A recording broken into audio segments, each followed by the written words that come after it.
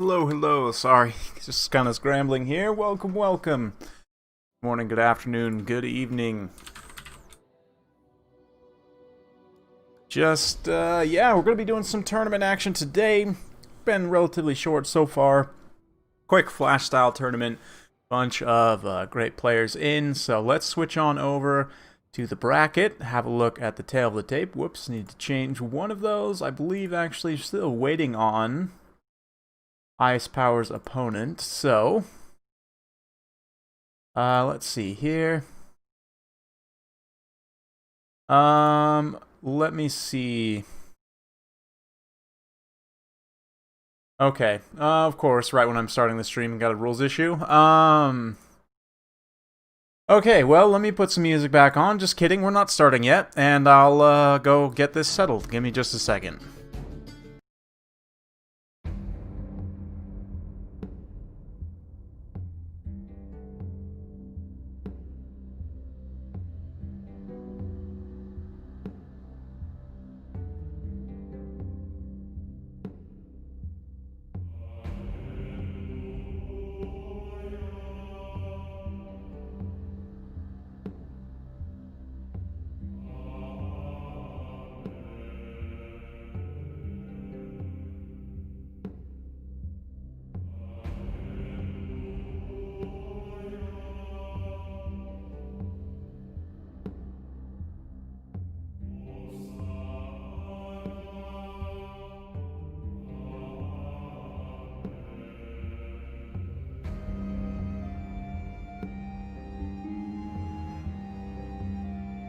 Okay, sorry about that. Got a administrator to take care of it. Someone else who knows the banner rules and can act as an officiator. So, yeah.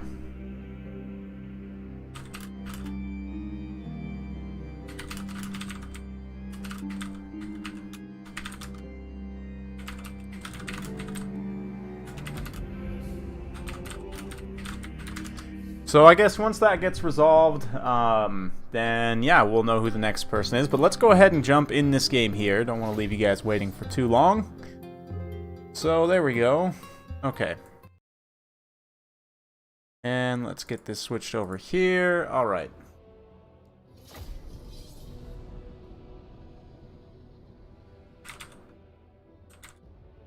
Maybe Wei is actually not back yet.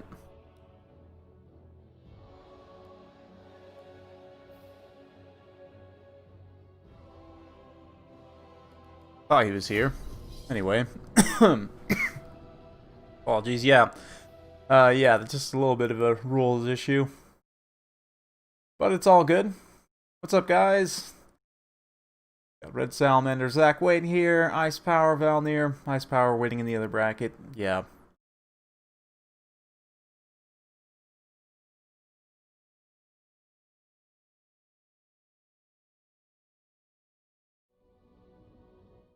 Okay.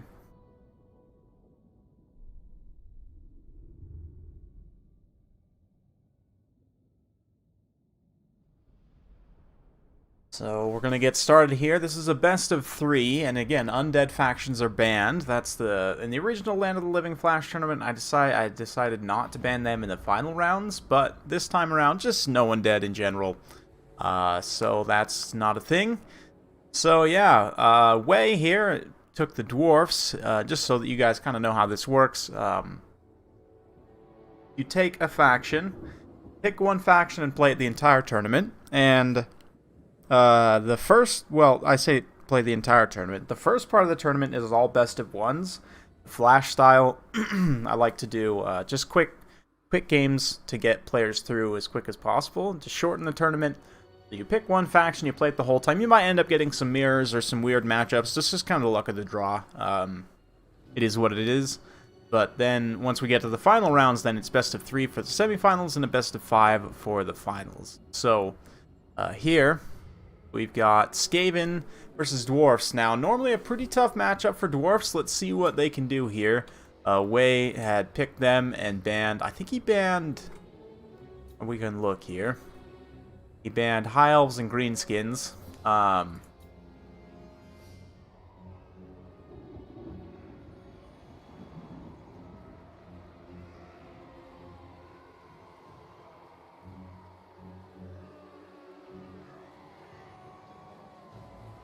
Yeah.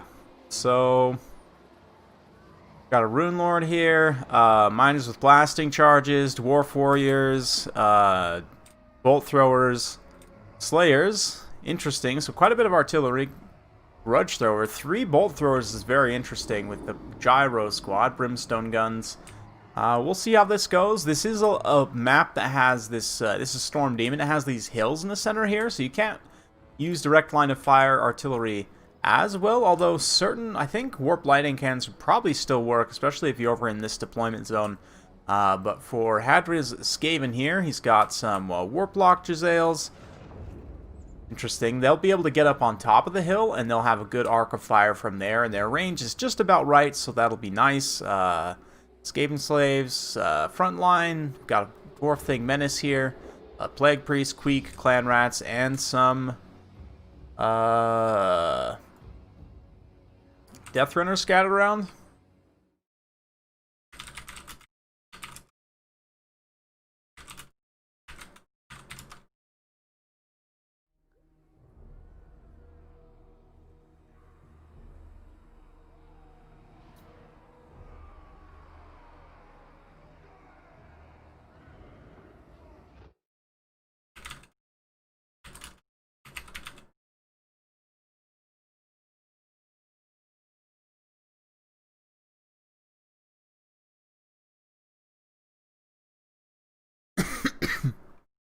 Okay, just checking something here.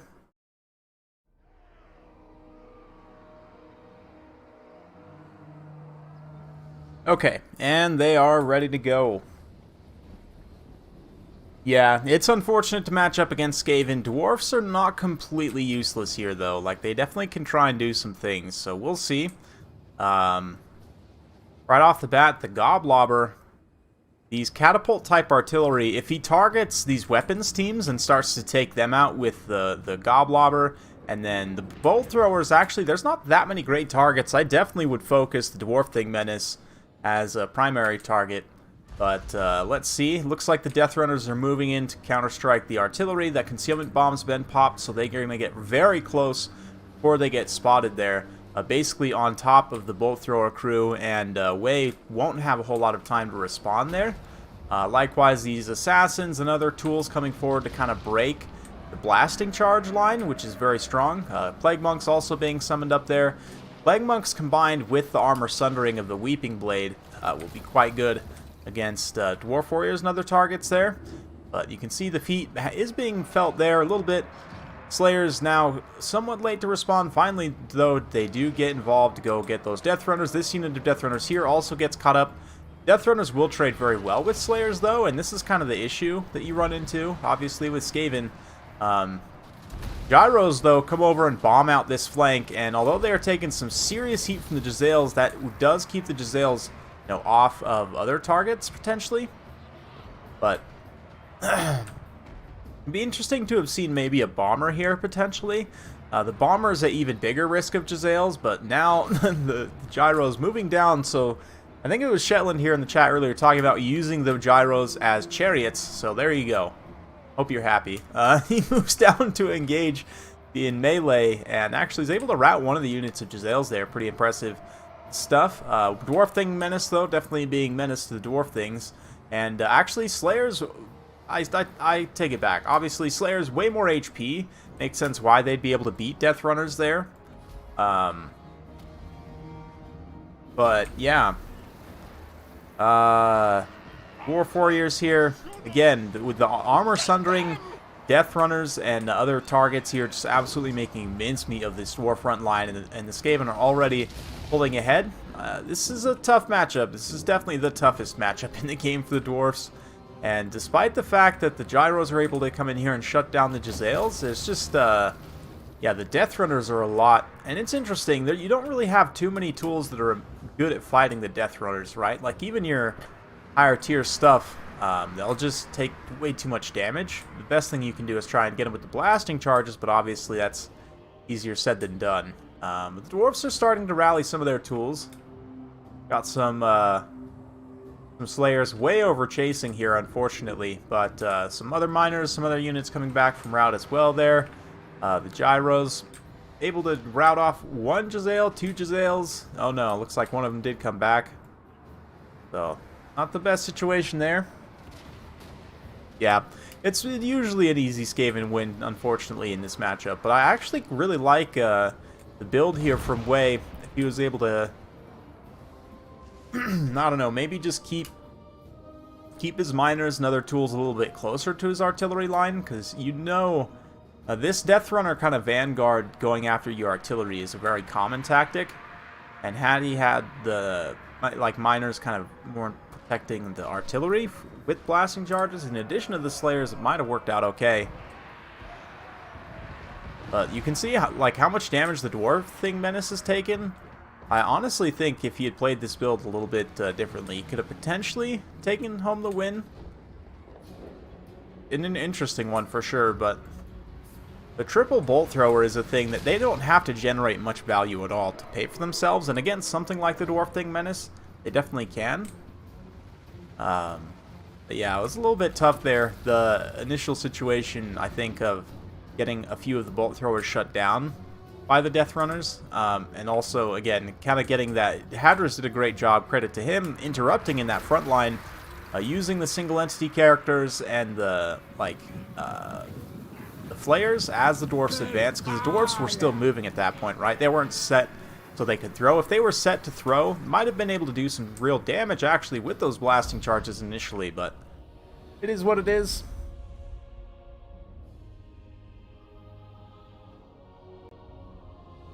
Ah, that's the way the cookie crumbles.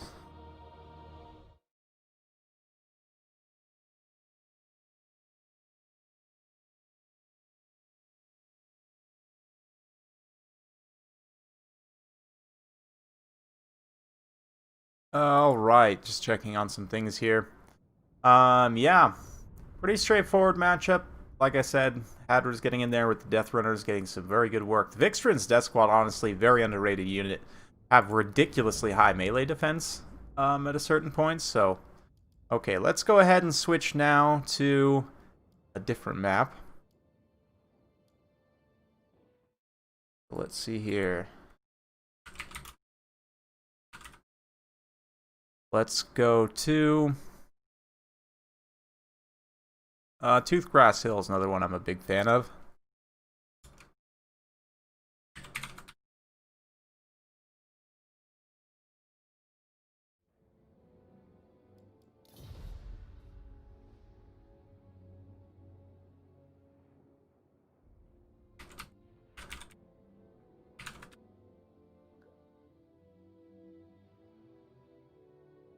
It's like Hadra's going to go for High Elves.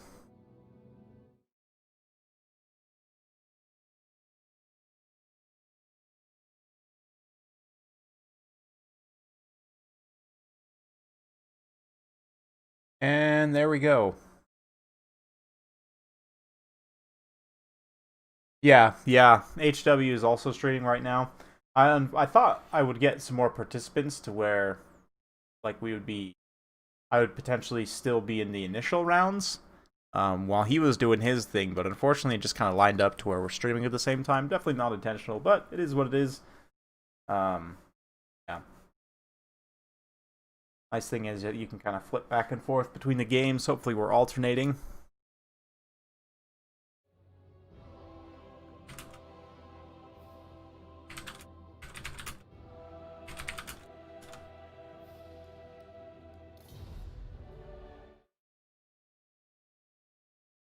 Okay.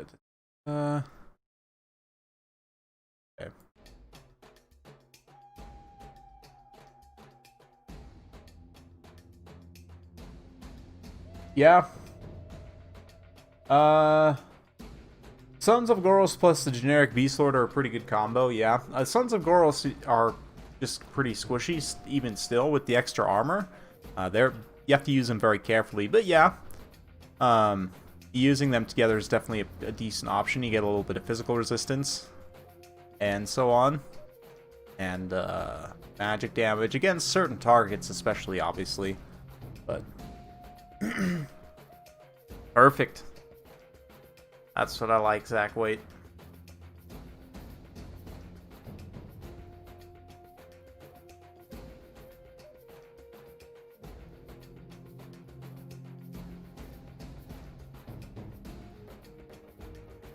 Okay, now let me check up on this rules situation now.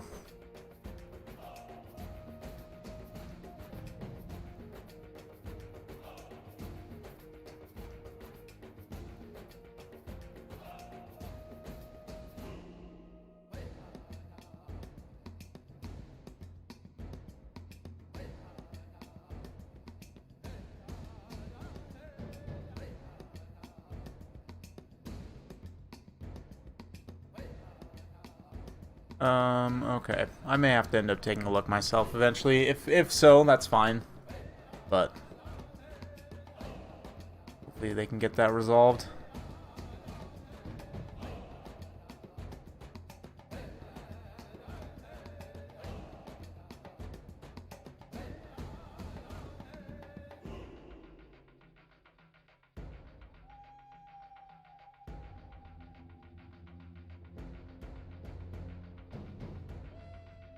Okay, let's see here.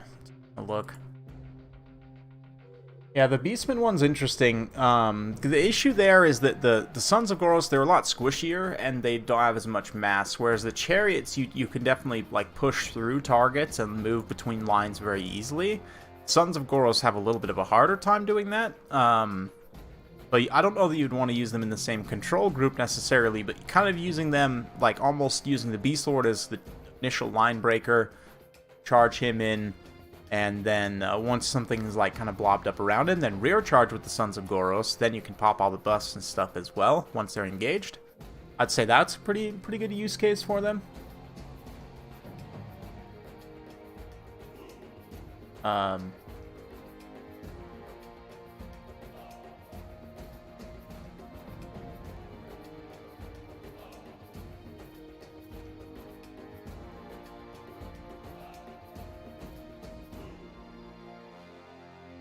Yeah, I like the Beast Lord quite a bit though. He's a strong lord, very underrated.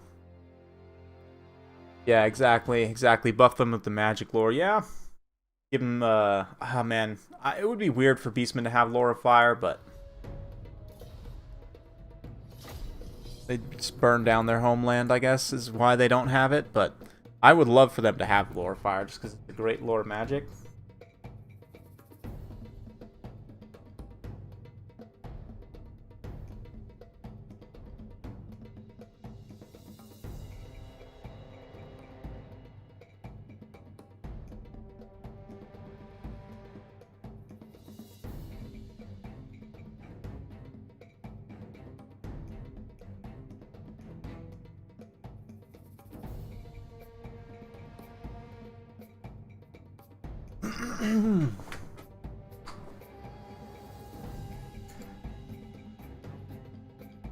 Okay, yeah, this matchup too, High Elves versus Empire, excited about this. It's a pretty classic matchup. Both players can kind of do some different things now though. High Elves still rely pretty heavily on Silverin Guard, not quite so heavily in this matchup as others. Rangers are also very good here as well.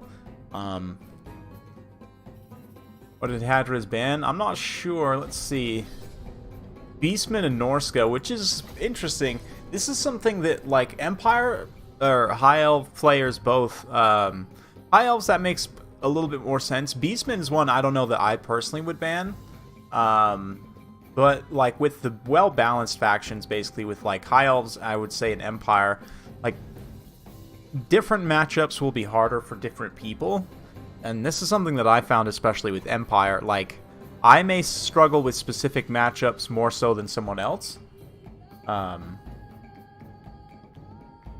Strongest unit on the Dark Elf roster? Overall, that's a hard question. Malekith or Marathi, probably. I guess that's not a unit, that's a lord, but tough to say. Tough to say.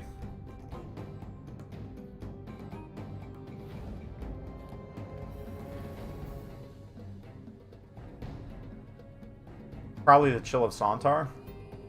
Like, in a vacuum, I would say the Chill of Sontar.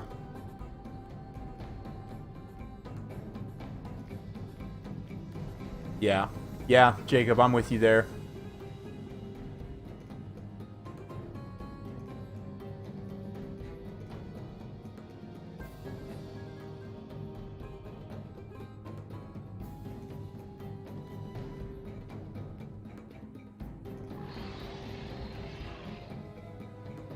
Malekith is overrated. Since his nerf, actually, it's weird. I didn't think 5% physical resistance was going to be that much of a nerf, but it actually turned out to be a pretty big deal. So, let's go ahead and take a look here.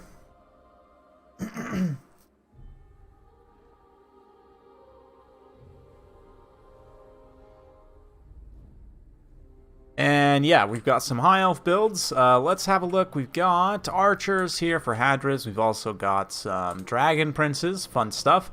A whole bunch of rangers, as expected. A noble, a Lariel, and a star dragon. So going pretty straightforward here. For the Empire, it looks like we've got a great cannon down in the distance. Also a steam tank, so very heavy. Volkmar, Grey Wizard. We've got a bunch of Empire Knights here, Pistoliers. Wow, this is going to be interesting. It's going to be interesting. The cannon was a great choice versus the Dragon Princes. And then the steam tank, that should probably be targeting... it's tough to say whether you want to target Alariel, the Noble, or maybe... yeah, I don't know. Probably Alariel would be the best. Let's see, 3,800 HP, 37. Yeah, I would probably go after Alariel. Nerfed Malekith, I want to say it was the last DLC patch. They gave him like minus 5% physical resistance on his dragon, which is not a big deal, but it is a deal. That's a little bit, and it affected him more than I thought it would. But yeah, some Pistoliers and Knights here. Steam Tank, very solid choice. Basically, for Hadras, if we take a look at Hadras' build here, his goal is going to be to protect the Star Dragon from everything until it can kill the Steam Tank and Volkmar in the late game. Granted, it does have to kill both the Steam Tank and Volkmar, which is a lot of ask, right? Because basically, like the Dragon Princes, they might be able to, but by and large, they'll get wrecked by Volkmar's abilities and stuff, and just, it's going to be a bit of a hard time for them. The Noble, I guess, cycle charging could also do it, but, I mean, we'll see. Yeah, Marathi, Manticore. Yeah, and he's still very good in certain matchups, but Malekith is... yeah, I do agree he's a bit overrated. The Beastmaster, High Beastmaster is actually pretty underrated too, I would say. Battle, Tormentor Sword. But Marathi, the fact that you can heal cap Marathi makes her very strong, and yeah. Yeah, the fact that the Supreme Sorceress on a Manticore gets martial prowess, which I honestly think is a little bit of an oversight, that can be an issue for sure. So let's see. Right now, Wei sitting back. The Star Dragon taking shots. The Steam Tank taking shots at the Dragon Princes. Managed to clip a model there. Great Cannon also. Again, definitely want to be targeting the Dragon Princes. Oh no, this Empire Knight got caught way out of position, although if Hadras commits very heavily here, he could open himself up to some sustained attack from these Great Cannons, and like right now, he's at a side angle. Oh yeah, thankfully he hasn't got hit too bad there, but like 5 models down so far on those Dragon Princes. A little bit unfortunate though for Wei to be losing these Empire Knights, like he could definitely push up with, and yeah, with Volkmar, just start to roll over all of these Rangers, and that will make this infantry fight go pretty decisively in Empire's favor. But Pistoliers moving up here to do some skirmishing. Dragon Princes taking heat from the cannons. Not too much so far, honestly. I'm surprised it's pretty low, all things considered. But some damage being done there. Pistoliers also pulling away now. Volkmar not charging and allowing the Rangers are able to get the charge there, which is not great for Wei. Now Volkmar goes in. Nice little side charge there. The cannon is, yeah, let's see. The Empire Knights are going to kind of eat the charge here a little bit. They kind of block somewhat. Oh man, but it is allowing the cannon to get some work done. We'll see. The cannon may end up getting inundated here. Wei isn't able to countercharge and block, but so far, kind of a little bit of a nice mixed bag. Nice Penumbral Pendulum scar there in the front line. Must have done some good damage to the Rangers, and the Steam Tank also being switched into melee mode now comes in, helps support this engagement. The Empire Knights charging in. You can see Dragon Princes have taken a lot of damage already from the cannon. Now, is that like paid for itself or not? Hard to say. It is mostly models killed on the Dragon Princes, so that actually probably paid for the cannon, perhaps, maybe not. But a lot of damage being done on both these models here, and Alariel uses her Star of Avalorn to heal. Cannon's got to be careful not to get, or the Steam Tank rather, has got to be careful not to get too caught out, but Pistoliers in position. This Star Dragon has 80 armor, which is a bit, but it's not too much. Or even better, if they could get in a position to start shooting Alariel, that would be even better. But Dragon Prince is getting terrified away here. Steam Tank doing some great work. And in the front line, again, Volkmar makes this very much Empire favored. It will kind of be a wash because the Rangers do a decent enough job in that front line. But Empire Knights charging back in over here, just holding these high value targets in place, but now going to... Oh, nope, looks like the Dragon Princes, they were thinking about charging those Pistoliers, but... Instead, they go for a rear charge on the Empire Knights there. Oh, and we've got a Pit of Shades there, being used on some archers. Pretty expensive spell to just use on one kind of random unit, but I guess Grey Wizard managed to get himself caught out there. It looks like he is on horseback, but still, the high DPS of the Ranger is able to deal with him, and since Volkmar came back this backline area to help deal with some of these other tools... this infantry fight, all of a sudden now the Rangers are going to be able to clean up pretty decisively there. So Away kind of getting a little bit pulled out of position, but also Hadra is way over chasing with these Dragon Princes, getting over into the corner there with them. Yeah, Steam Tank kind of reestablishing presence here with Volkmar. Pistoliers kiting around doing some nice damage to the Noble. Fortunately, a lot of the Empire Knights just get straight up chased off here, which is really not great for the Empire. But this Shadow Wizard might come back here. Volkmar and the Steam Tank also being so healthy is definitely a problem. One of the procs has been used, of course, Star of Avalorn. And like now, the Steam Tank using its main gun to just shoot at whatever high-value single entity targets, it hits for like 400 weapon strength with its main gun. Right, if we go ahead and take a look there, that shot probably connected on the Noble. Yeah, it looks like it did connect. Yeah, like over 400 damage. Actually, almost exactly 444 damage, considering 9.9 second reload time. Pistoliers coming through. They've used up most of their ammo. Of course, it doesn't take them a whole lot of time to do that. But this kind of like tight little Empire pocket here seems somewhat vulnerable. There's not a lot of supporting elements, and Star Dragon is looking pretty hungry for some wagons, some kind. And the Pistoliers here trying to get engaged with some archers. The Noble comes in maybe a little bit ill-advised here, honestly. Volkmar can countercharge him and do some good damage, and he also is not immune to psychology. Can get terrified if Alariel's not in that AoE. She also doesn't even have that immune to psychology item, so she herself can get terrified as well. So the Terror could be an issue for the High Elves in the late game, and look at how much ammo the Steam Tank still has too. I mean, we're just getting started, folks, in terms of the kind of important engagements here. Looks like he's going back after the Noble there, or perhaps those Dragon Princes. Dragon Princes are a solid target. Oof, clips a few more unit models there. It won't take too much more to get rid of them. And look at these Pistoliers just having a journey with those Dragon Princes way out there in the distance. Ooh, Volkmar's got to be careful, though, not to get caught too far forward. You definitely want to keep Volkmar and the Steam Tank together, because then whichever one the Star Dragon charges, he can countercharge. You can countercharge with the other one, right?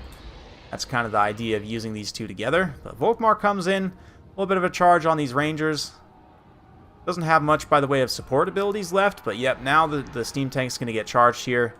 And this is potentially a problem. This is potentially a big problem for the Empire, as the Steam Tank takes more damage. You can see the High Elf balance of power will tick up more and more. Volkmar comes in with his buffs, though. Now gets the Grand Shield of Faith there for the damage resistance. He's going to pin in the Star Dragon, and also gets pretty good charge there. Likewise, the Banishment being used to roll over some of these Rangers. Let's check out the RNG on that. Will it actually clip the... looks like, unfortunately, those Empire Spearmen get terrified, and that is not great for the Empire. Volkmar and the Star Dragon just kind of wet noodling each other. Star Dragon's up to 3 XP chevrons. That Star of Avalorn, a significant amount of healing there. And finally, these Pistoliers and the Dragon Prince is coming back over there. But yeah, I don't think, without any healing on the Steam Tank, I don't think this is really possible. Volkmar's going to block a little bit. Steam Tank runs out to do some charges to try and get rid of the Rangers. Unfortunately, though, the Empire supporting troops, I honestly think, yeah, a little bit too heavy on the wagons. I do think the Star Dragon's going to be able to clean up here. Just not enough supporting troops. The cannon plus the Steam Tank is a little bit risky, honestly. I probably would have gone with more mobile skirmish tools, but I like the pick. Definitely very bold. Oof. That point-blank shot there might have done some friendly fire to Volkmar, honestly. Steam Tank, or Star Dragon up to 4 XP chevrons. Just done absolute work in terms of value. Very strong tool in this matchup if he doesn't have the proper range tools to respond. And there goes Volkmar with that. It's going to hit army losses basically, except for the Steam Tank. Steam Tank can, oof. Not hit point blank, but...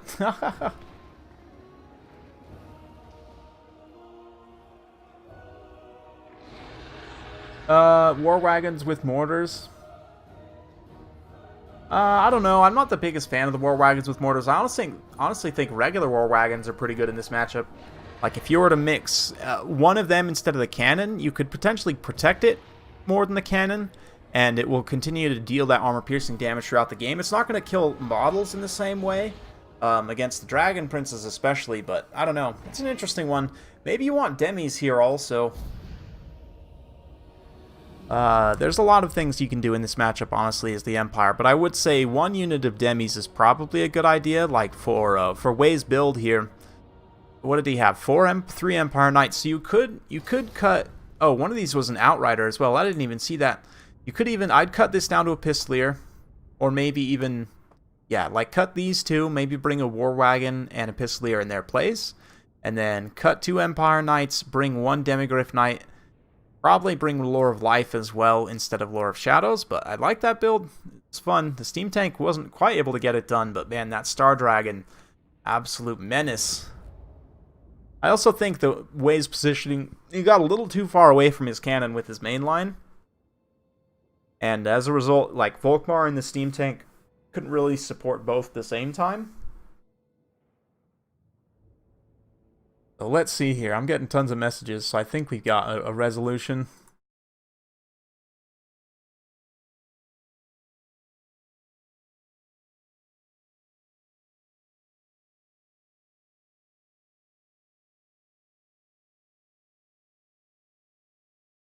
Okay, let me review this real quick. Hadris is going to move on to the final.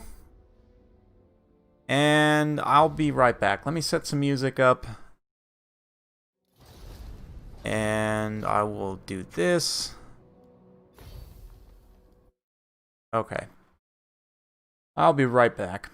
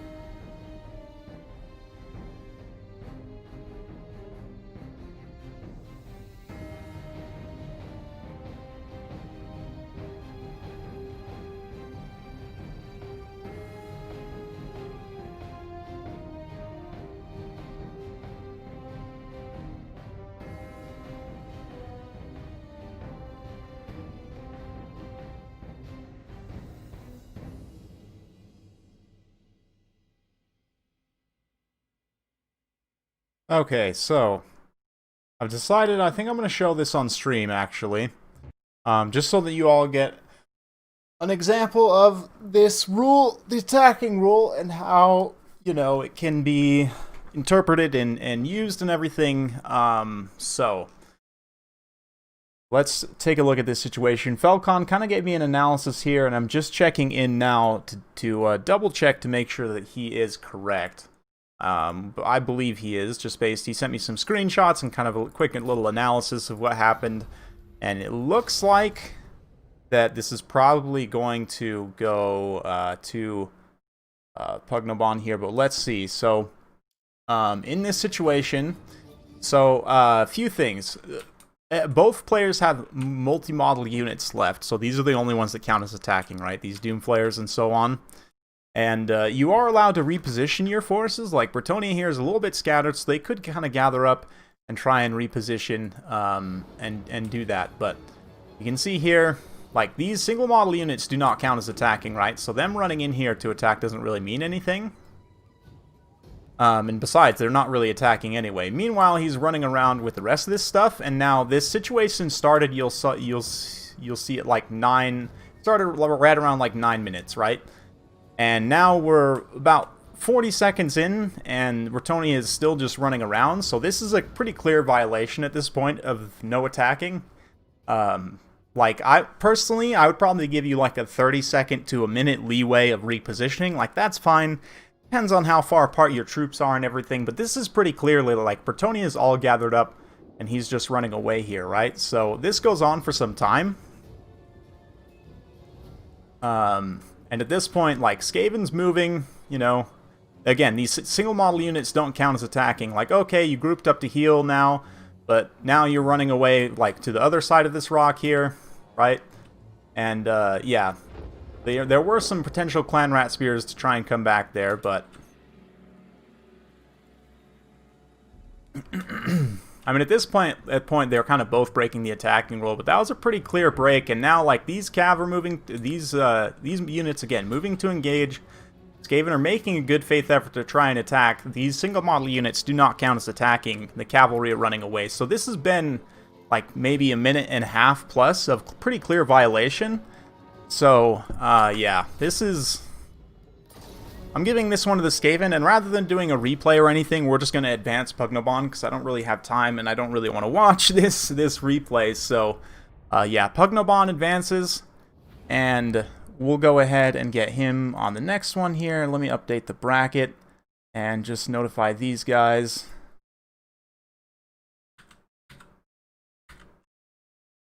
And get the lobby hosted and everything, so we'll switch back on over to this here. And give me just a second. Whoops, not wide ruling Agamemnon. Thank you, Agamemnon. I appreciate it. But just a second, guys. I'll be right back.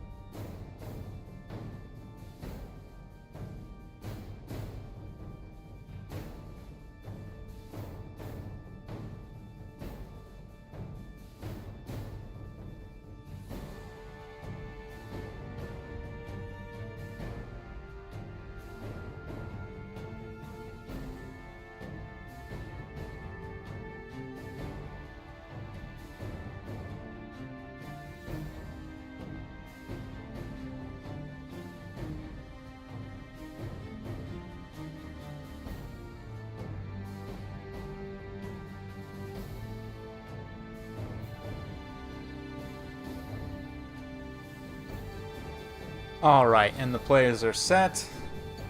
And just getting their faction picks locked in, so... yeah, it's interesting. You bring up an interesting point, Timo. And I've kind of thought about this before. In Shogun 2 multiplayer, there were capture points on the map, and I think they just gave you bonuses. I don't think they actually... like, I don't think it was necessarily a capture point for victory.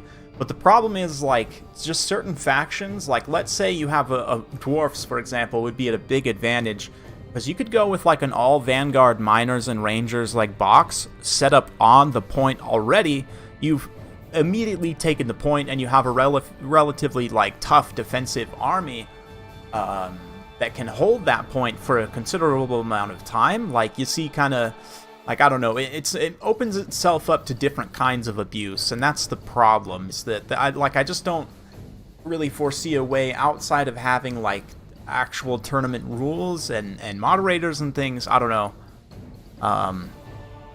to prevent, like, something like that, I don't know.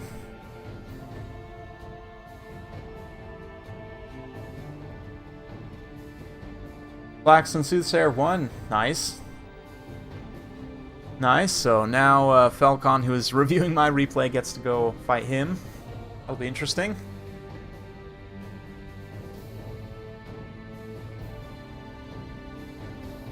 Looks like Happy Puppy's also doing some King of the Hill, so we're having some fun today. Lots of stuff going on. Sunday fun day, as they say. Long weekend here in the US, too, so I'll be streaming again for you guys tomorrow. I don't know exactly what, but something. Might even be streaming a little bit later today, but probably not. Probably it'll just be tomorrow.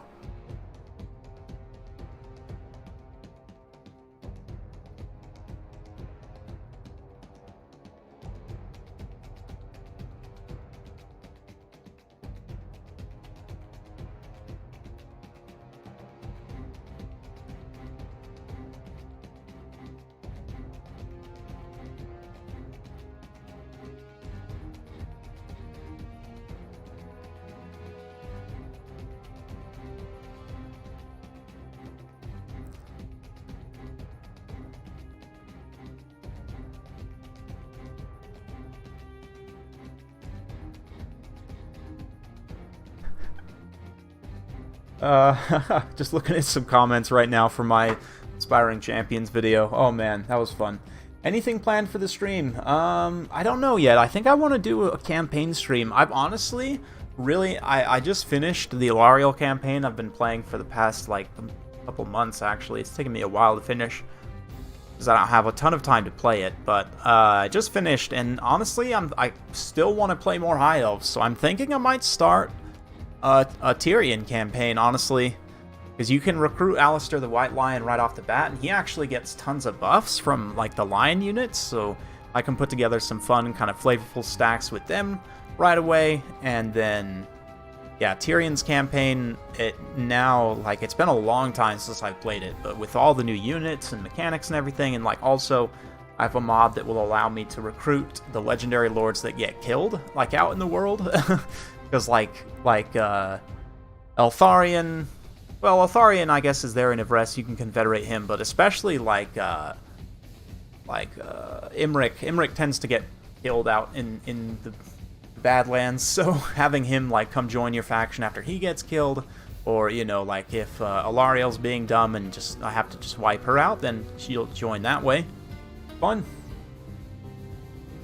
Or maybe I'll do a Marathi campaign. I've honestly been thinking, like, Marathi's campaign seems really hard, but it seems like it could potentially be a lot of fun as well.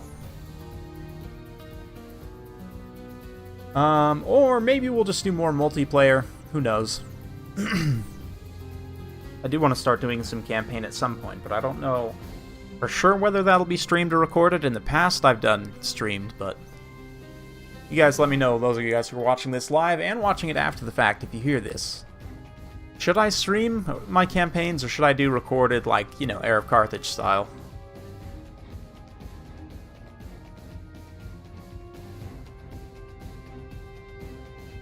Let me know. As for this, it looks like Ice Power going for Bretonnia, and Pugno counters with Greenskins. I'm curious to see what Ice Power does here. I do think there's some builds I want to try in this matchup, but I haven't had a chance to. But we'll see what he can do here. I think it's called Recruit Defeated Legendary Lords, I want to say.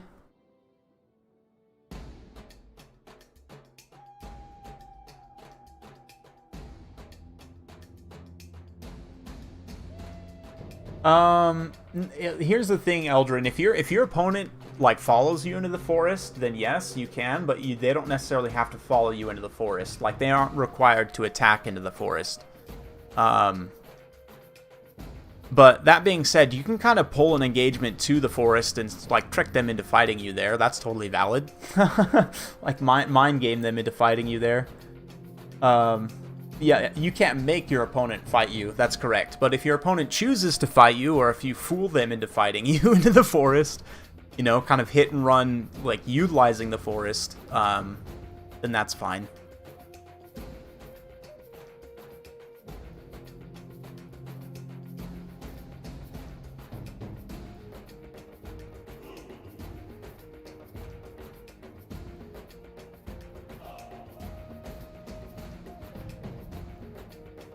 Yep.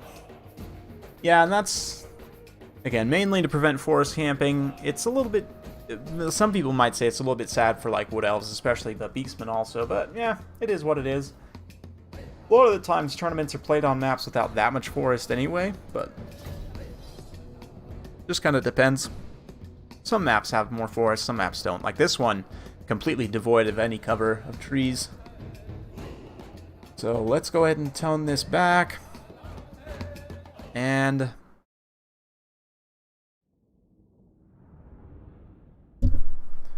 whoop, smack my mic again. Very good at that. Honestly, probably ought to move it back a little bit. Been hitting it a lot recently. Apologies about this sound, guys.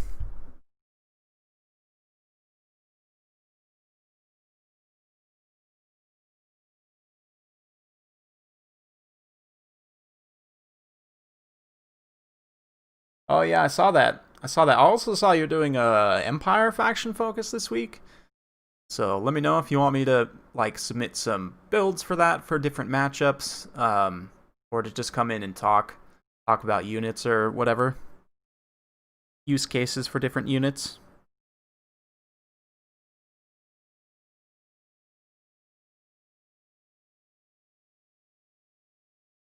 Okay, let's see what they've brought here. We're going to start with the Greenskins side. Wurzag, bit of a risky biscuit in this matchup. He can get sniped pretty easy, but he's also super powerful. We've got Goblins, Skulkers, Orc Biggins with some ranks. Interesting. Spider Riders, Wolf Chariots. Ooh, Wild Wolf Chariot pick. I like that. 2 Stone Trolls plus the Queen.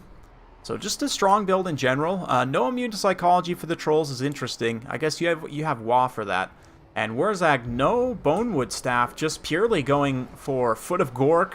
Oh man, Pugno trying to be a hero today. Edbutt and Foot of Gork here. No Bonewood Staff, no nothing. Just a very minimalist kit for Wurzag there. No Squiggly Beast or anything. I don't know. Maybe it would have kitted him out a little bit more, but since he is so snipeable, maybe it makes sense. We've got Lewin here also. 1 unit of Royal Hippogriff Knights. Some Knights of the Realm on the flanks here. Got Peasant Arrows with Fire and Pox. Beast Slayers of Bastion. Men-at-Arms. Holy Wardens. We've got Gotrek up front with Damsel Lord of Life. So Gotrek plus the Beast Slayers are going to be a good combo against the Stone Trolls. But obviously they've got to get through a lot of supporting units. And I actually, to roll up Peasants and chase routing units, I really like the pick of the Wolf Chariot here. You wouldn't think this would be a good pick against Bretonnia, but I actually think probably against Bretonnia and Empire both. This cheap chariot, good against light infantry, which they tend to bring, and they're not usually going to allocate their cavalry to taking these guys out because you have other targets to deal with. No Boar Chariot, sad, yeah, but he did bring the Wolf Chariot. This is, I was going to put this on the list. I totally thought I put this on the list on challenge. I should have, but it counts. I'm going to count this. if he has other replays with chariots. But I don't know. So far, no one has really sent me replays for the challenge for today. I guess Hadris did win with flares in the last one, which counts.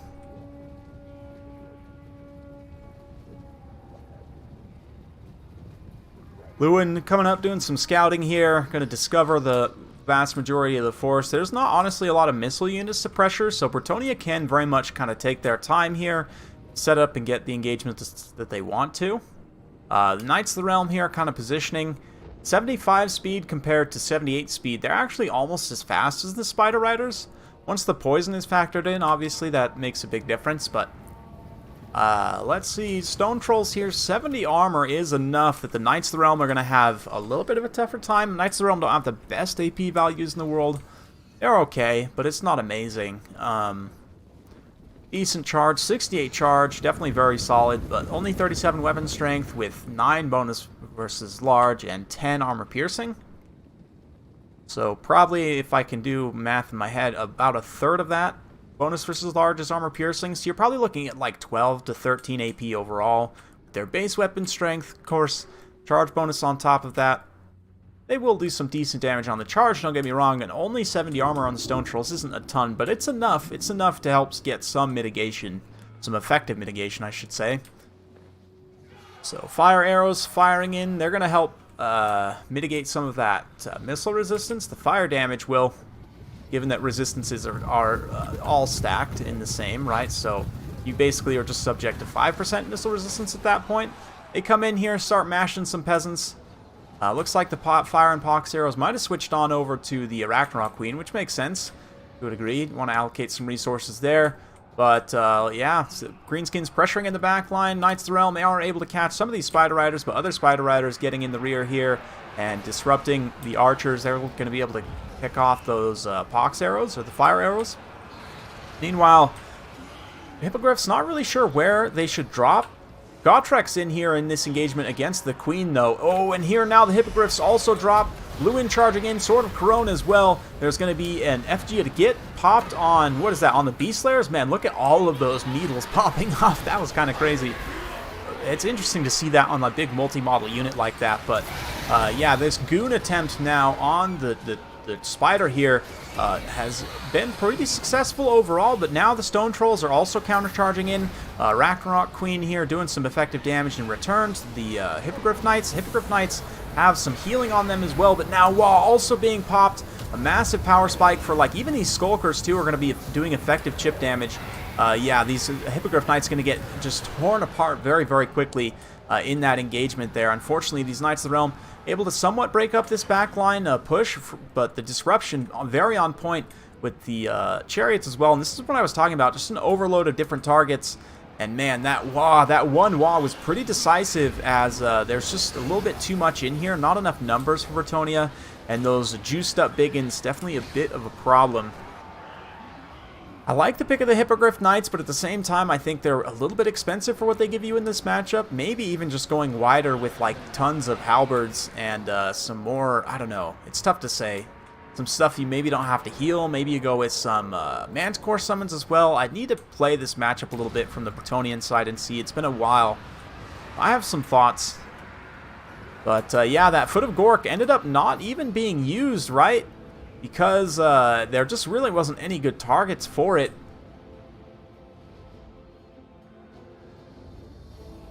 Got 3 Flayer games. Okay, so Hadris has been on a Flayer run today. Good to see. They are one of the armor-piercing, higher-tier armor-piercing chariots. They might even be the best one, honestly, because of their animations. But jury's still out on that one. I haven't decided.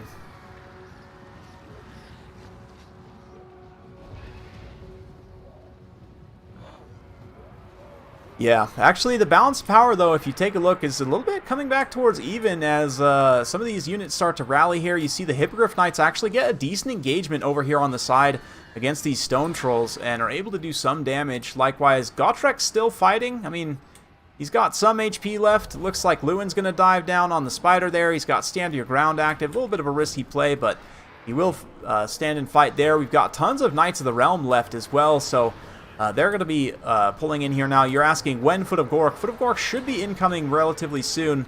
Hippogriff Knights down to only 2 models, though, so there won't be a whole lot of healing left on them. Sword of Corone now being activated, and we're going to see probably a big rear charge. Ooh, nice summon to block the charge of these Knights of the Realm here. A lot of them will get caught up on that. Some of them still making contact, though, on this rear charge here. Yeah, Lewin going for a glorious dive there. Maybe if he would have waited a little bit longer for those Knights of the Realm, it might have worked out even better for him. But as it is right now, some of these units will get terrified away. If Lewin's leadership breaks, though, and he stops regenerating, that's going to be a bit of a problem. I mean, he's almost at his healing cap anyway, so how much of a problem is it really? But if he has Beloved Son of Bretonnia, that is active here, which it looks like it is active on everything. So that'll give a little bit of a extra oomph to all of these Bretonnian units, but the Knights of the Realm don't want to overstay their welcome. He is able to actually route the Spider here, so big comeback attempt now from Ice Power. Bretonnia making a big push as the leadership of the Greenskins largely starts to give out. Stone Trolls getting routed off, chasing them off now with the Knights of the Realm. Very, very key, and look at that! Bretonnia, just like that, pulls it back. What initially looked very, very rough there. Godtrek and the, look at that, the Beastslayers of Baston fighting just about to the last man there. Holy Wardens also not here, I don't think, but these men-at-arms are still fighting, all quite impressive. Hippogriffs come back, they're going to be able to chase off the Spider now, and I think that big break is all he needed. That was a wild swing there. Beautiful stuff, and Bretonnia coming in with the steel chair. Lewin now drops on Wurzag, and with Wurzag being gooned here, that's going to be a pretty decisive finish for Bretonnia. So how about that, man? Looked initially very rough, but the Knights of the Realm, Rohirrim riding over the horizon there, coming to the rescue. The tattered Bretonnian infantry. Fun stuff. Wurzag is going to come back, but without the Stone Trolls, I don't think this is really winnable. Likewise, the Spider now is gone. Yep, the Queen's gone, so Lewin dives down for a quick tear out. A little bit of a smoke bomb there from those Skulkers. They'll be able to respond somewhat, but it is, yeah, it is all over for the Greenskins. Man, for the lady. Yeah, they might be the best because they're tiny hitbox. I think you're right, Hadris, and the fact that they also get more armor while they're in melee, plus their animations. Like, I don't know. Warlines are fastest, the Warline chariots, but I think that probably the Flayers are best. But definitely toss those on over. I think you might have already, but...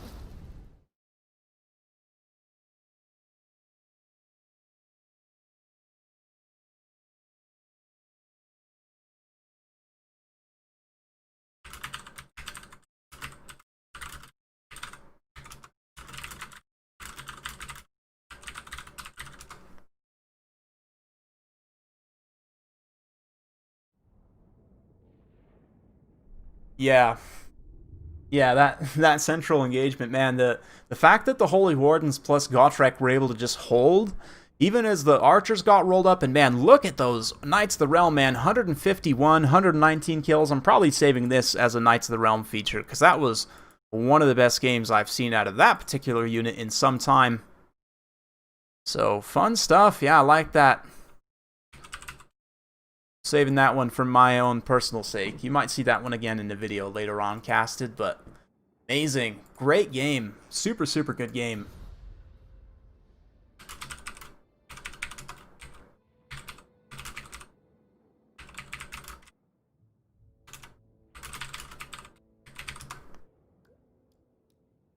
That was a proper Rohirrim, like, like that is quintessential Bretonnia right there. Knights coming to save the day. Anyway, let's go ahead and move on now.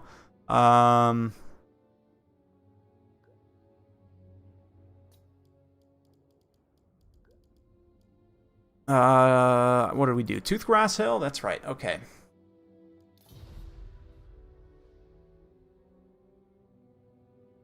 And I accidentally clicked on his army, so it looks like I got to put a screen blocker up now. Dance Wurzag just faced a defeat, but that's not going to crimp on his joy. He's still here. dancing for you guys. I can hide that that army there.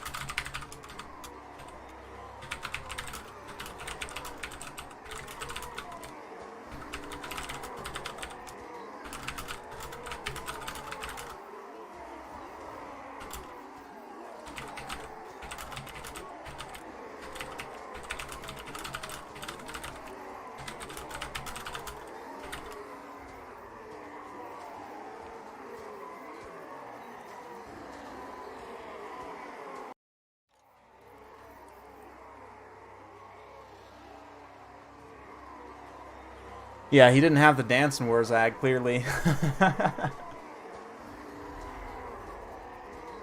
Looks like he's gonna take Dark Elves. That's Ice Power's, Yeah,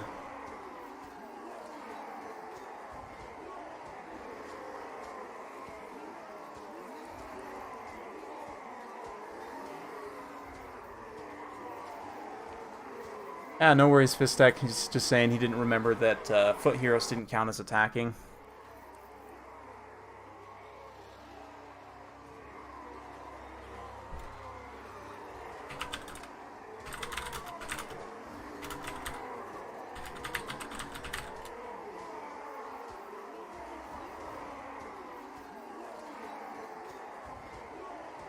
Yeah, it seems like he gets it. He didn't realize, but no worries. It is what it is. Like I told him there as well. He said, "Did you think that affected the outcome of the battle?" I said, "No, probably not." Some of you guys pointed it in the chat as well, and I was thinking to myself, like, as the Abomination's healing, or like as more time is going by, the Abomination is just healing more and more. So I don't think it necessarily affected the outcome. But yeah. That was a fun one.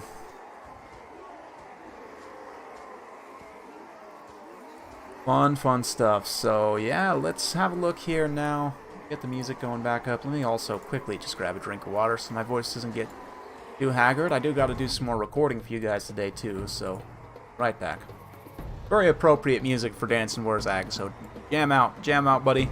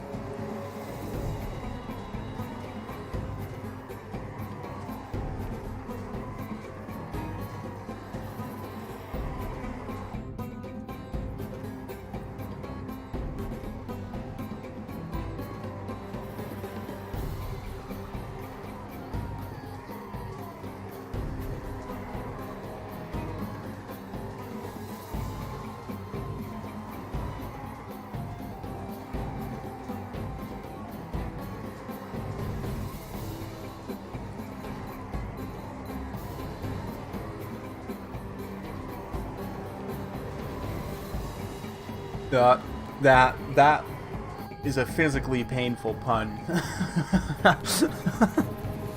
I didn't know Slanesh was into puns. Oh, that's painful. I'm tempted to time you out just because that's such a good pun.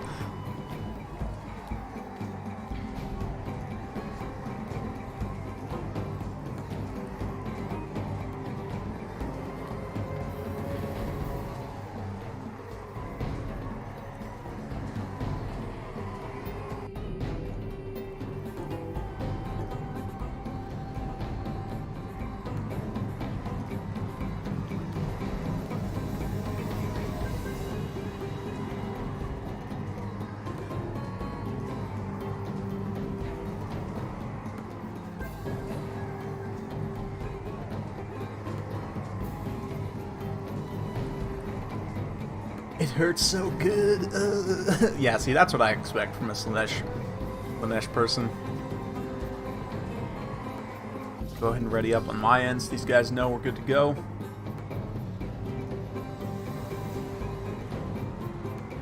Well, Jabba, something tells me they will. Something tells me they will. It's, yeah,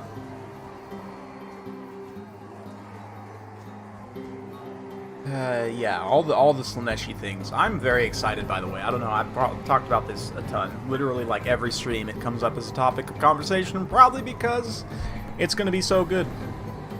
Granted. Like, I'm expecting some issues with the game. I'm expecting some bugs. Some teething problems. Given that, you know, Mortal Empires was, I can generously say, I can't say that on stream. Well, I could, but it's YouTube. I don't really want to. Let's just say it was a cluster strike.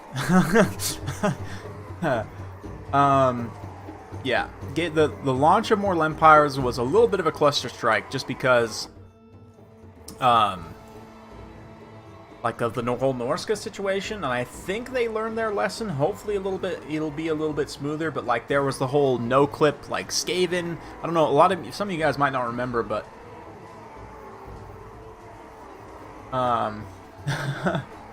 it's just flagging all of your messages now. But yeah, like, I don't know if you guys remember the no-clip Skaven bug, where you summoned a unit of clan rats, it would literally no-clip. They took up no space, had zero mass, so they could all no-clip into each other and just, like, one-shot a lord. That was a fun one, yeah. Or, like, I don't know, there were some other pretty game-breaking bugs at the beginning, to be honest. Yeah. Maps not being visible. There was definitely some major problems, so as a result of that, like, I'm not expecting the launch of Game 3 to be perfectly smooth.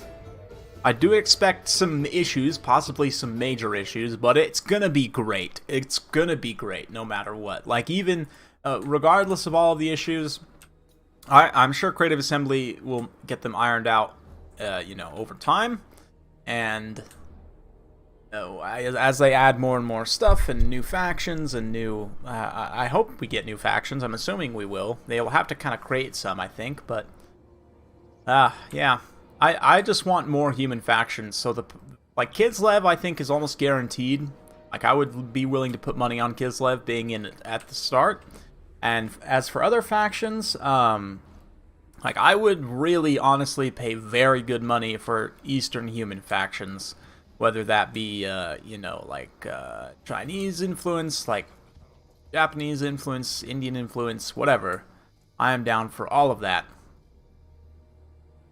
Because we've got these humans here, you know, you've got your sort of stereotypical, peasant, kind of Anglo-French dudes.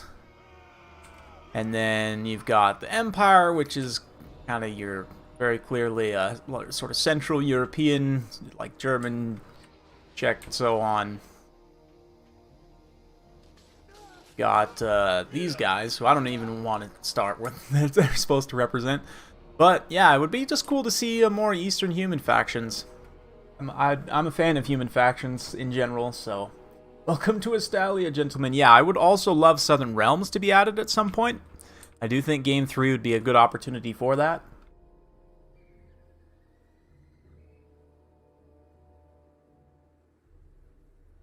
Yes, I agree.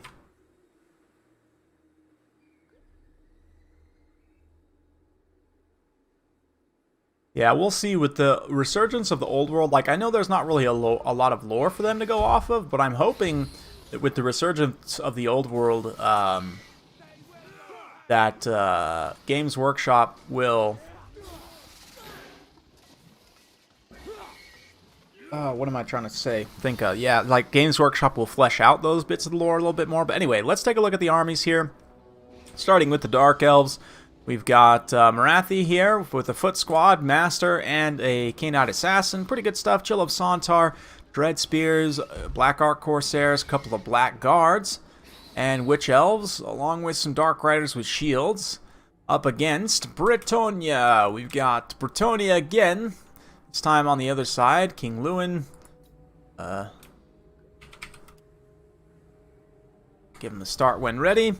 The Damsel of Life got 4 Pox arrows, 2 Pox arrows, 2 regular Pisans, some Men-at-Arms up front, bunch of mobs as mentioned, Knights of the Realm. So Pugno seeing the other Knights of the Realm. Oh, he's also got some Grail Knights and Companions of Quenelle as well. So a couple cheaper cav out to the flank, couple of elites here in the center. Grail Knight's definitely going to be a strong choice in any of the Elven matchups, to be honest. I thought that leak, quote unquote, was actually released by Games Workshop as part of their hype for the tabletop stuff. Like, I'm pretty sure. And anyway, I'll probably make a separate video about this soon. I keep saying that, but soon is relative, of course. Let's see, Ice Power moving up here. Probably just going to go straight up the pipe. Obviously, these Corsairs will do quite well just blending peasants. So that'll be just fine. Pox arrows and peasant arrows now firing in. The Chill of Sontar will take some damage. It's going to be somewhat resistant to that archer fire, but that will do something. Lewin also charges in for a quick little rear strike right there. Might as well. Although Marathi and the Master are quickly going to turn around with their anti-large AP. Lewin pops back up into the air there. Quick hit and run charge from all the cavalry. A lot of them pull back and away. Black Guards just kind of chilling here and here. They don't have the best engagement necessarily right now to really commit to. Because Pugno is kind of cycle charging in and out with his cavalry very aggressively. But right now the Chili Boy's taking some serious heat in the front line. And these Men-at-Arms and mobs are paying dividends, just kind of blocking things up. Chili Boy definitely needs to pull back and start to try and mitigate some of that damage. But Dark Riders here pushing through, starting to bog down these Grail Knights a little bit. This is kind of the problem, though, of Elves, is that they're kind of light, right? They can be squishy in some aspects, but here Marathi pushes through. She's able to get a nice kind of blob going here that the Chili Boy then charges through. Although, again, Chili Boy so low on HP and health, might actually just straight up go down at this point. Oh, man, look at that. Didn't even have a chance to get a healing proc. Just straight up gets murdered by Grail Knights. Wow. F in the chat for Chili Boy. I don't know if I've ever seen him go down that fast. That was rough. Very, very rough. That being said, Marathi plus the Master and the Knight Assassin now popping like Web of Shadows, then Soul Stealer, one after the other, will start to even this out. Going to do a ton of HP damage to the Grail Knights here and just kill a bunch of their models outright. They can't be healed, so they're going to start to pull away there. Marathi, though, just getting lit up by peasant arrows now. Look at this. This is not a great situation for her. Her back's kind of facing towards these peasants, and they've got a direct fire order on her. She's got very little armor, so that is not great. Definitely wants to try and get soaked in some of those unit models there to block those shots, which it looks like she was able to, then gets punted into some peasants, which makes them rout. You know, makes sense. But the fact that Marathi's getting just bullied by Lewin right now, knocked around so she's not near these supporting elements, and like this Master also pushing up, kind of getting zoned a little bit there. But the Black Guard, of course, are still fighting, completely surrounded over here. But this unit is in a little bit of a better situation to try and fight some of these cavalry units. Pugno cycle charging pretty aggressively here, in and out, but some of his units are starting to get pulled down. Those Grail Knights actually broken at this point. So balance power's pulled back to even, despite the fact that Chili Boy got absolutely gadded there. The Black Guard are going to be tough nuts to crack, absolutely. The Companions are going to be pretty key in doing so. The Grail Knights are not so important before going after the Black Guards there. Definitely Lewin and the Companions of Quenelle will be the best targets, but I mean, they have got a lot of Black Guard to kill still, and more Soul Stealers from Marathi going to be healing her, doing more damage to these cavalry models that are in here. It doesn't look like it did actually hit one of these units here, these Knights of the Realm, but the Black Guards and Spears, having a hard time seeing them up on this dark hilltop. But there we go, there's a nice cinematic shot. right up on the ridge line. All the elves charging through. You can see their spiky bits up in the air. That's kind of fun. Lots of spiky bits. But let's see how everything's going. A peasant mob's getting routed here. The archers are kind of forming up a little bit of a second pocket. A lot of them have used up a good amount of their ammunition, but companions now eating a doom bolt to the face. Understandable. What Lewin needs to do is wait for Sword of Corone to come off cooldown, then charge in, and yeah, it looks like maybe a little bit, I would say you want to charge with Lewin and pop the sword first, and then charge in with everything else, but here he just kind of charges straight in. Oh man, and another Soul Stealer. This is going to be devastating. Oh, it hits all of these units at the same time. That is a bad time for Bretonnia.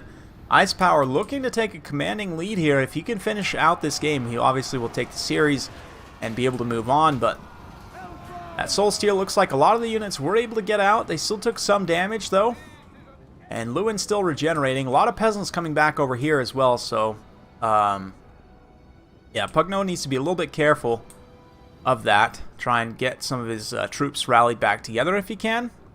Take advantage of his mobility to kind of clip the wings here, like go after these isolated targets, like these Black Ark Corsairs here, the spears, and so on. Try and even things out a little bit. But the companions are, yeah, I really don't think they can do enough to take down 2 Blackguard at this point. Yeah, that Soul Stealer was nasty.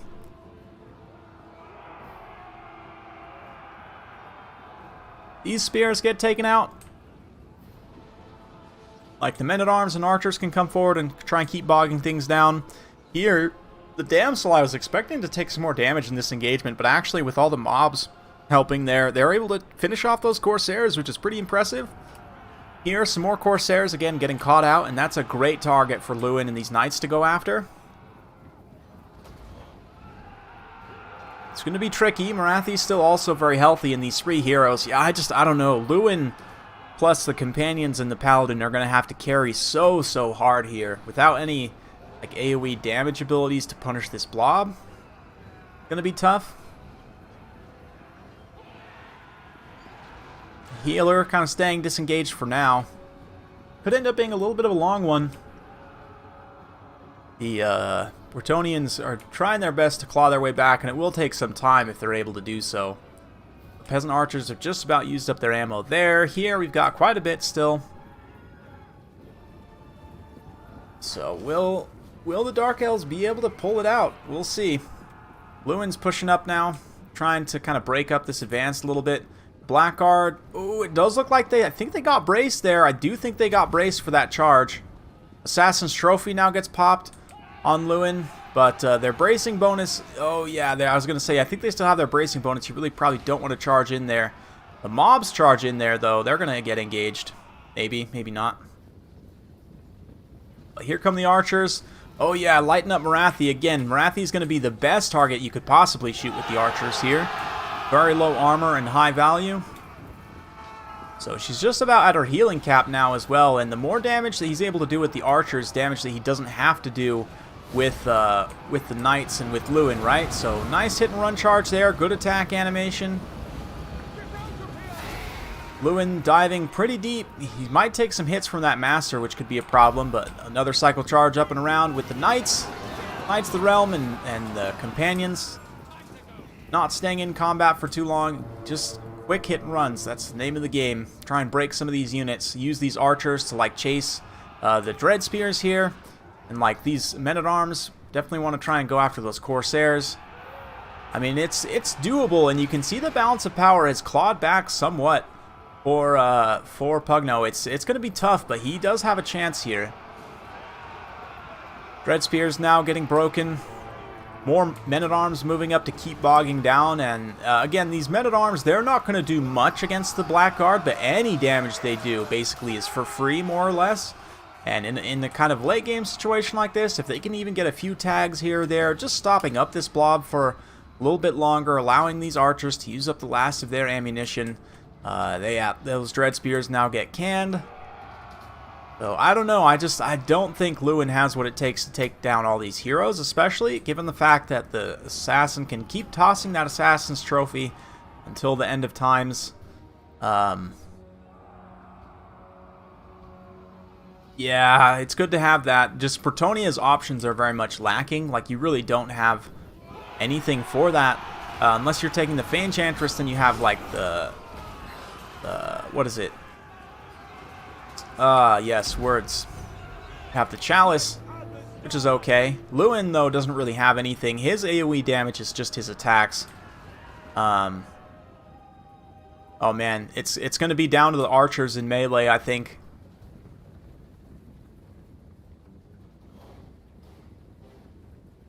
Pugnobon being very patient, just kind of feeding these peasants one by one.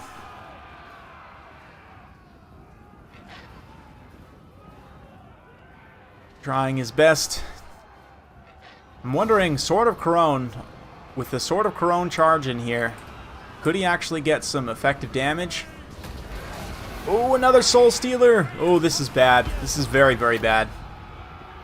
It did actually go off, even though I think Marathi got knocked over there. Nope, it didn't go off. Now it's going off. Still hits everything, though. Oh, man. Yeah, I think that's it. I think that Soul Stealer finishes it. It's going to finish off the Knights of the Realm there. It'll finish off a bunch of the companions also. Peasants are having to come in and fight. You can see the Paladin takes a few big hits there from Marathi and the Master, and that's the end for him. Oh, he just straight up gets killed. Oh, man. Nasty elf things. I think that's it for Ice Power. I don't think... I mean, maybe Lewin can do this by himself, but I just don't see it against this triple hero squad. Yes, Faye can also do Sick Dwellers. That's true. It's true. Oftentimes as well, I feel it's good to go, like, just super wide, so you don't necessarily have to heal anything. Like, Lewin has his own healing. You don't really have to heal anything else. That way you can take Manticores, which are basically like an AoE damage spell. Or, of course, you can also take Lord of Heavens and get actual AoE damage spells like Wind Blast. I don't know, though. I mean, these Blackguard are very, very low. It's just the heroes. And look at this. This is why I was saying the immune to psychology for Blackguard is so important. They're not getting terrified. Like, Phoenix Guard would have got terrified in this situation, right? But these Blackguard will fight basically to the bitter end, more or less.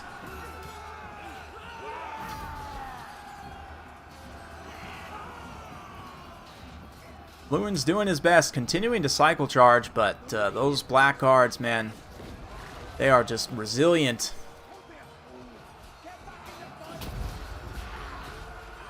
And as long as these peasants are still here fighting, he can keep cycle charging with Lewin, right?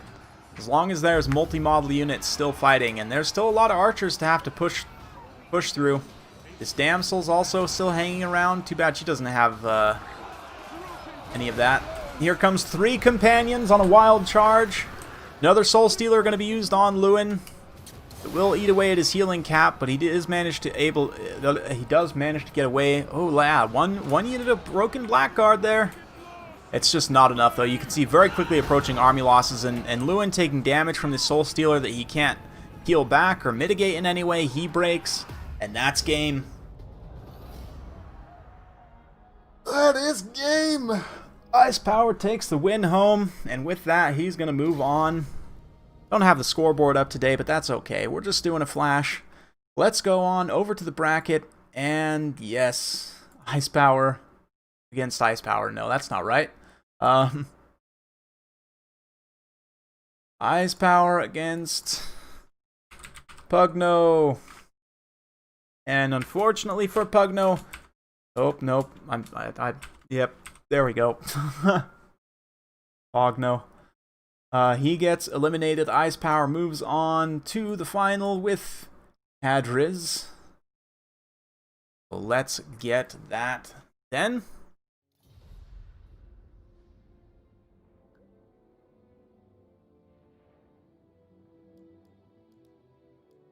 And we'll get Hadriz in here. And we'll do the final.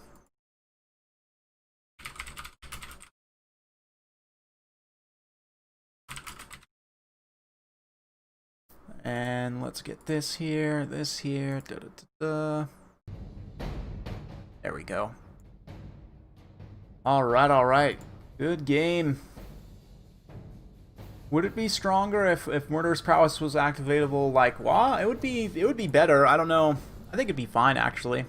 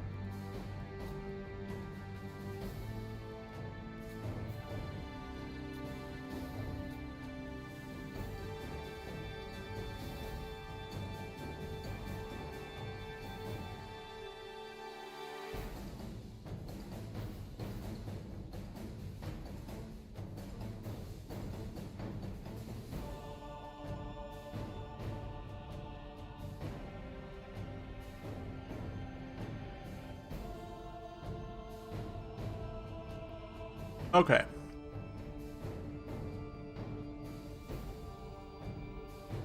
Here we are. Hatter is getting his picks.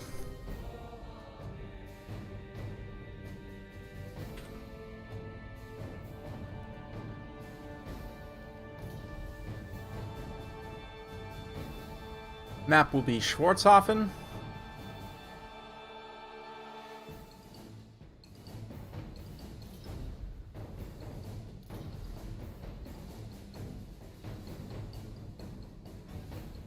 Or actually, no, it's Ice Power picks first. That's right. Ice Power picks and bans first.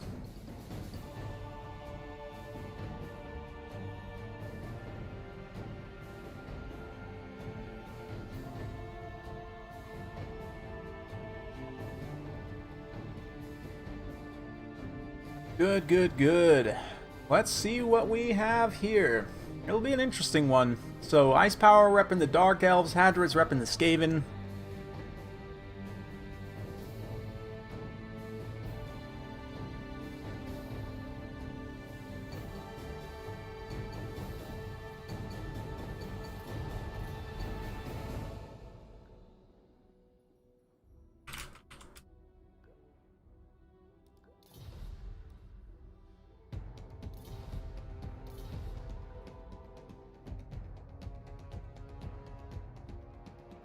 Okay, these guys are just taking their time with their picks, taking their sweet time. That's totally fine. Just hang out here with you guys as they think very intently and closely about what picks they will make. It is a best of 5, so keep that in mind. The first 2 games have double bans.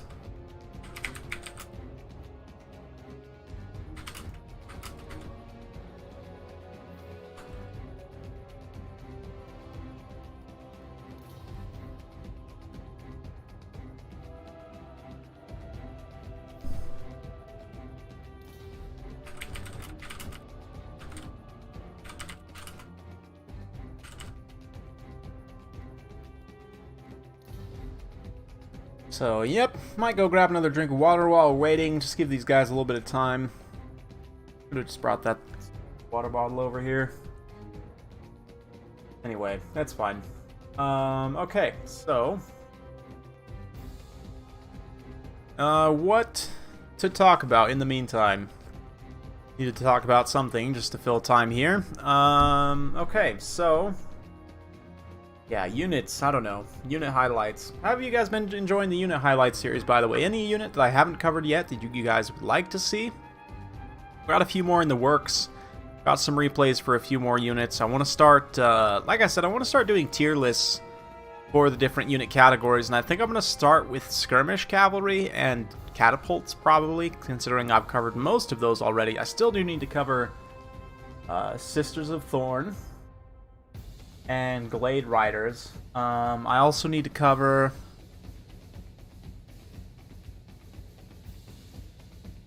I think that's it. I think I've covered most of the other skirmish cabinet games. Centaurs actually as well I need to cover. Centaurs with throwing axes. Generic Lord highlights. Yeah, I could start doing some of them. Oh, Dwarfs versus Beastman. Interesting.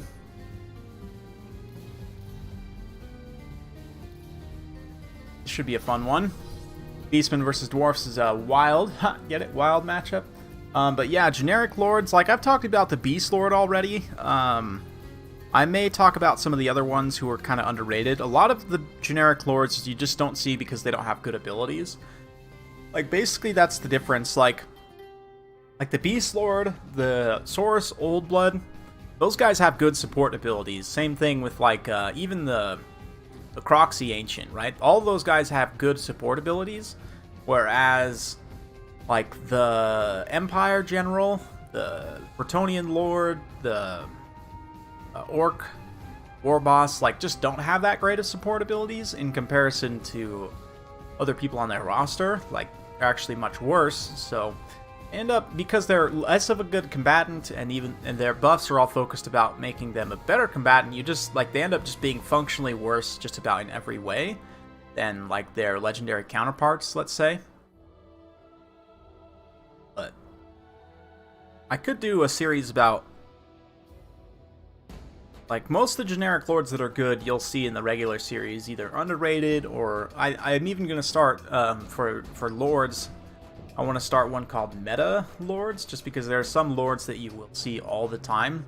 And it's not necessarily that they're best in class. It's hard to say best in class, although I do have a best in class for lords coming up soon. A little sneak peek on that. I don't want to say too much because it's a very special video, near and dear to my heart. I want to say that's probably coming out tomorrow, or tonight rather. Heroes is a fun one too. Yeah, core heroes, underrated heroes. I need to do some more of them. And that's the thing with this series. I was talking about this with a Romulan dog. There's literally like infinite number of units for me to cover, right? Because I think there's something like 1,000 different units in this game, or I don't know. Maybe that's way too high. Like I don't know, in the high hundreds certainly, or in the hundreds at least. I mean, I'm just thinking like. Your average roster has maybe, I don't know, like 30 units?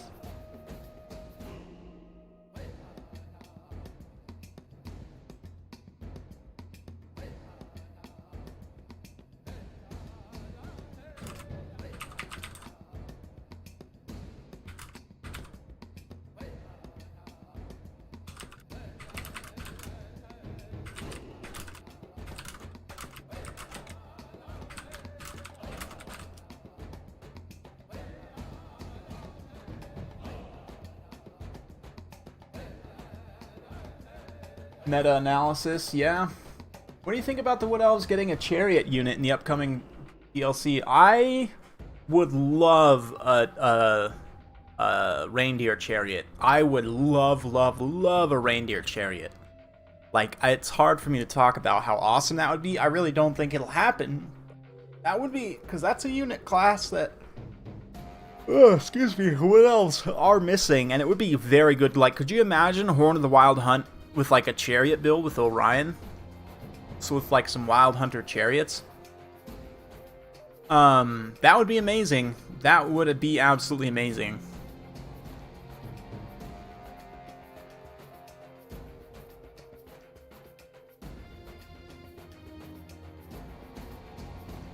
Okay, these guys are loading in. I don't think they ever had chariots on tabletop, no. Maybe I'm wrong. Maybe they did have deer chariots at one point, but I think that'd be awesome. Like super fast deer chariots.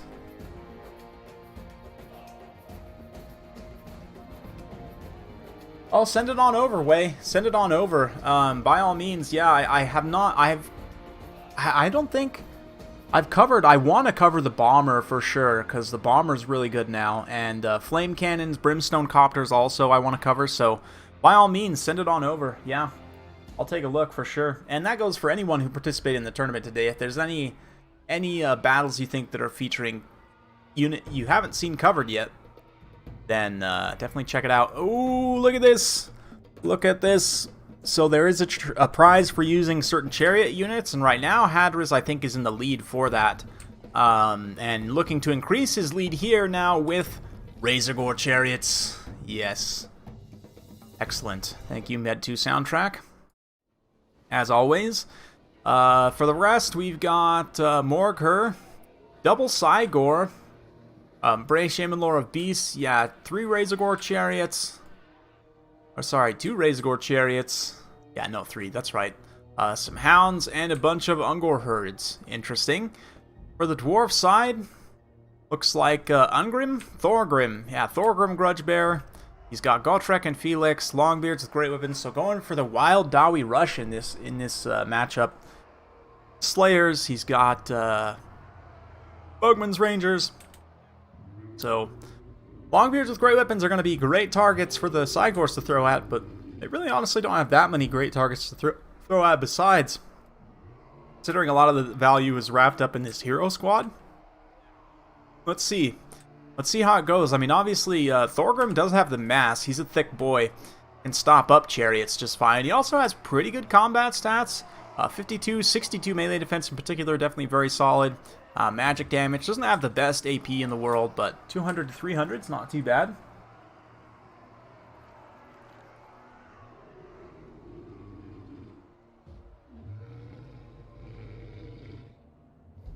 It was horses. Oh, okay. They did have a chariot in 3rd edition, and it was just horses. Okay, so they could honestly do 2. They could do a horse chariot, but given the love of monster chariots in this game, I would say for sure you should do a reindeer chariot also. But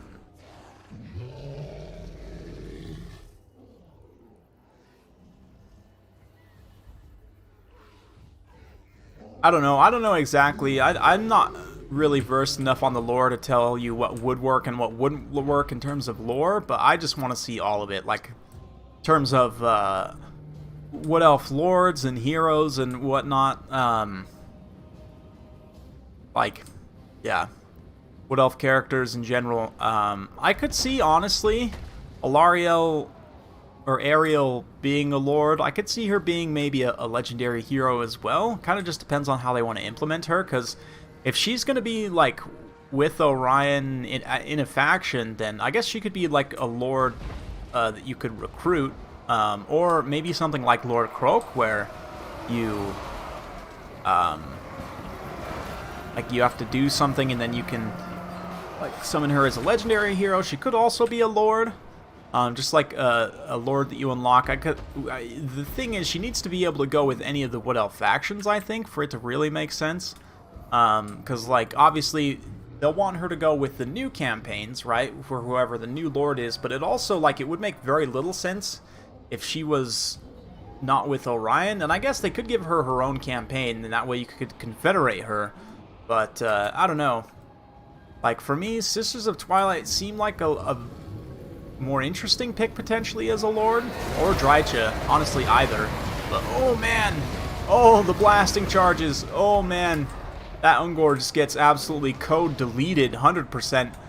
From the game, but that ends up doing a lot of friendly damage to the Dragonback Slayers there, so how much was that actually worth it? It's tough to say. Beastmen are already pretty decisively ahead on the balance of power, but of course it is Beastman's balance of power, a little bit overinflated from summons, but even still, the Cygors, in fact, they're both still basically completely healthy and free, and yeah, the Beast Chariots as well. Thorgrim's having a hard time catching up and doing anything useful to those Beast Chariots. Not like the Harpies are doing a whole lot, but the Spawn getting in here, getting on those Bugman's Rangers, definitely a good, solid engagement for them. Or honestly, Thorgrim and Gotrek and Felix could push back and try and just rip apart those Cygors, but instead they're kind of hanging around, trying to do their best to mitigate against the Chariots, which are absolutely running rampant all over the lines here, having taken very little damage for the most part. Manticore drops down. Dragonback Slayers are going to switch onto him. But we'll see. This Hero Blob still intact. It's going to be tough to take out. Cygors will have to probably come fight in melee.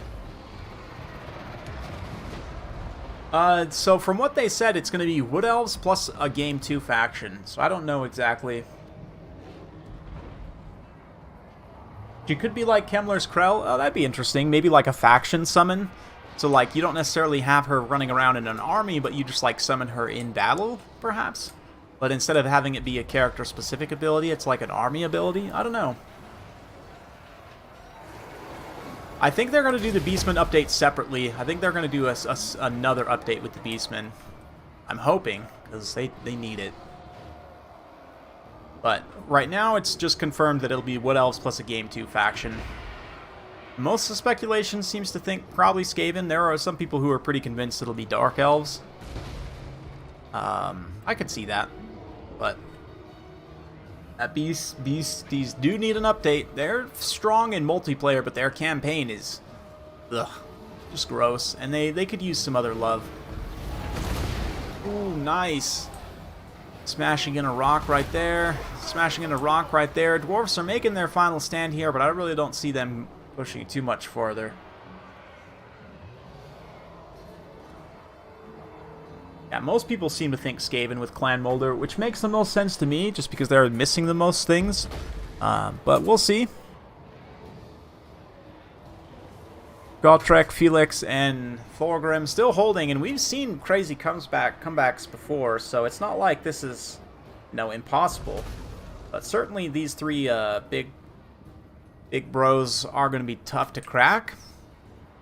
Like I said, using the Cygors fighting in melee along with Morgar, plus, I guess, cycle charging with the Chariot's probably going to be the best way to go about taking them out. Oh yeah, it is a grudging. Definitely a grudging. Where are they at? They're still here? Gotta keep track of these three.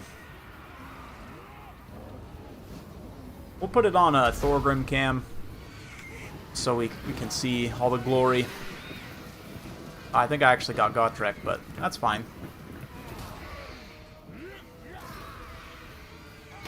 Oh yes. All the swarm of harpies. Maybe I actually got the harpies. I don't know.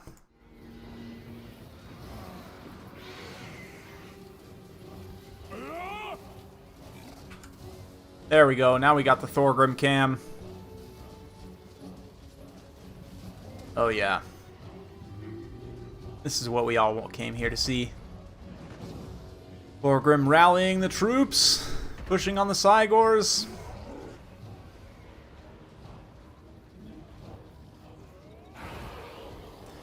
Here we go. Cygors coming forward. Last of the Slayers getting finished off over there. Oh man, look at Morgar just getting absolutely pounded too. Just shredded. Oath of Vengeance probably used on him, I would imagine. No, not yet. But the second Manticore summon being used and saved rather until the late game comes in now. Get a great rear charge on Thorgrim. Thorgrim himself pretty tanky, like I said, a lot of melee defense, a lot of armor, but he's only so tanky. And getting multi-pounded like this, it's definitely not going to be fun for him.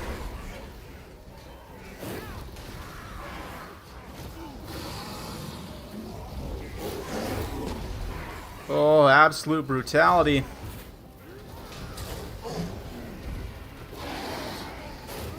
Yeah, Wood Elf roster is all in game. They're mostly just missing characters, right? So they are going to have to make up some stuff. Well, you say it's all in the game. They're missing some, like, really just basic stuff. Like, I think Blade Riders with shields is the only main thing.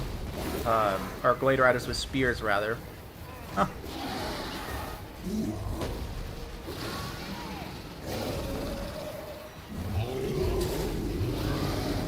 So I'm curious to see what they come up with, honestly. Very curious.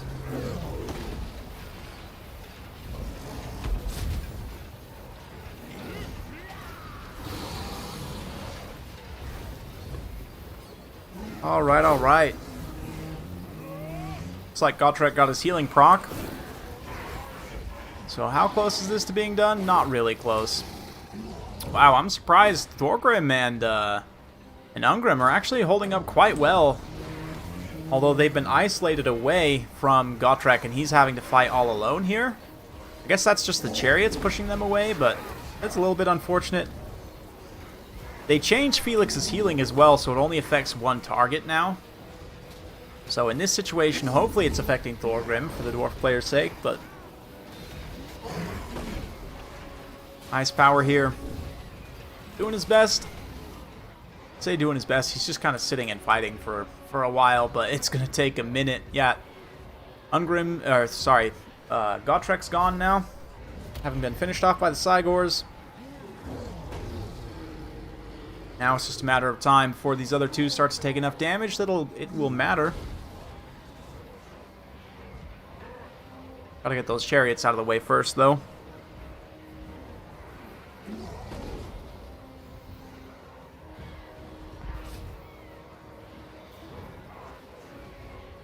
Such unholy resilience, as they say, in the Chaos Lands. At least that's what I was told. Definitely never been there myself.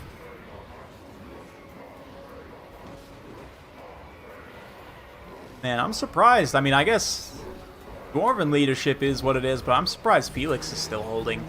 And he's terrified.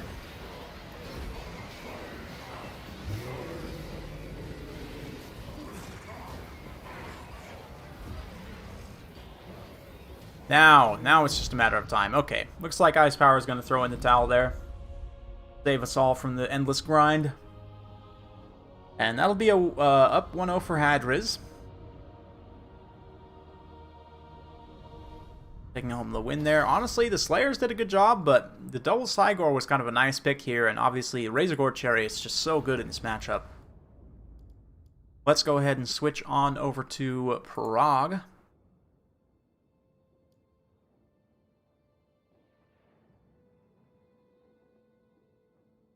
Very similar map. Not exactly the same, but quite similar in many ways.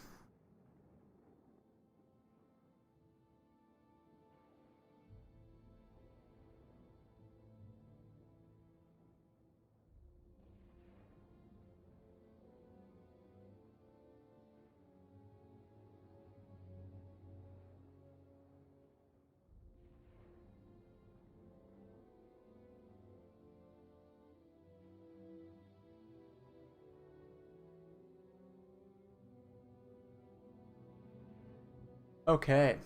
Alright, alright.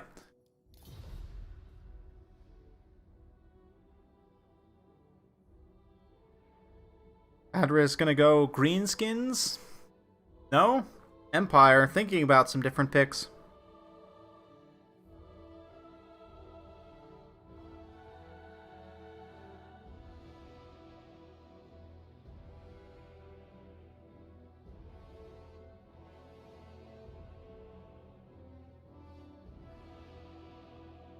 Let's see, let's see.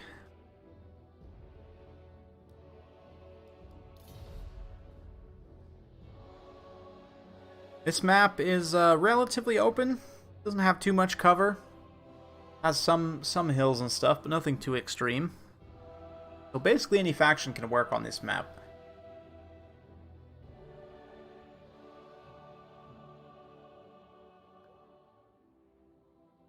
Yeah, Dawi are an interesting one to lead off with, because they do have some pretty clear counter picks.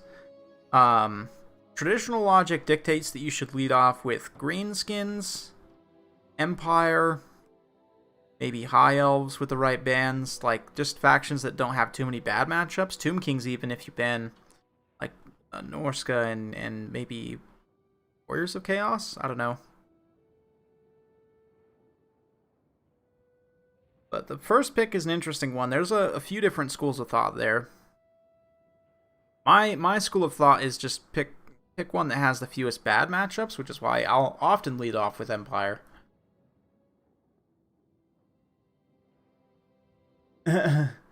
Doom Kings can't be played. That's true. That's true. Undead are banned. Undead are banned.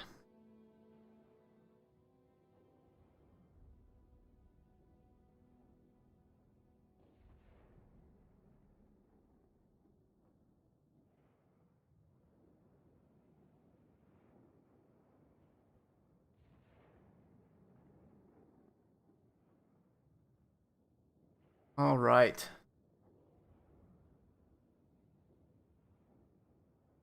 Yeah, I can send you some builds, Zach, for sure. For sure. Or whatever you'd like. Whatever is the easiest for you.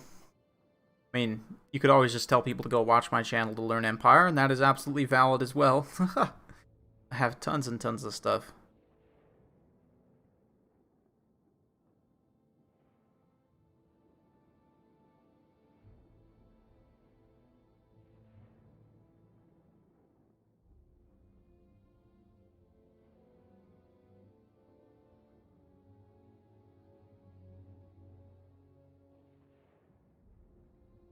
Oh, yes. Yeah, Empire's good, though. Empire's fun. Volkmar is honestly probably a little overpowered right now, but that's fine. Um, as for changes I would like to see for the Empire, there's really not a lot. Like, I'm pretty happy with where they're at right now. Honestly, they could nerf Soulfire and Grand Soulfire both, and I'd be fine with that. Maybe just give them, like, a max number of charges or something. Oh boy, we're gonna have an Empire Mirror? Oh boy.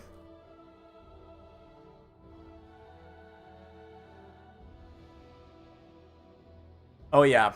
Yeah, I could do that. Empire Mirror. I'm fine with this. This is acceptable.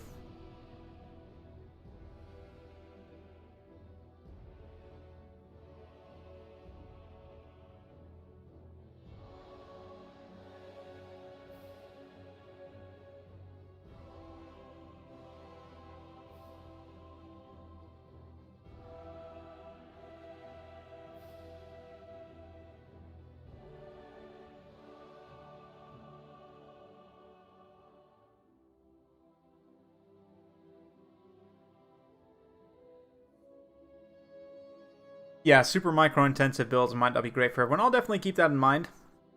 Go with some kind of more basic builds.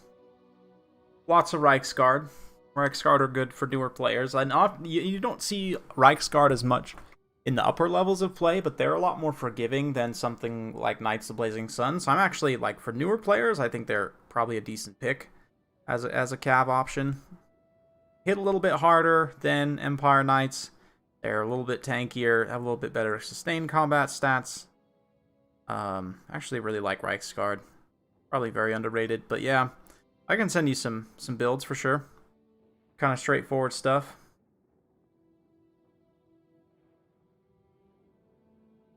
A lot of my builds that I've been using recently aren't super micro-intensive.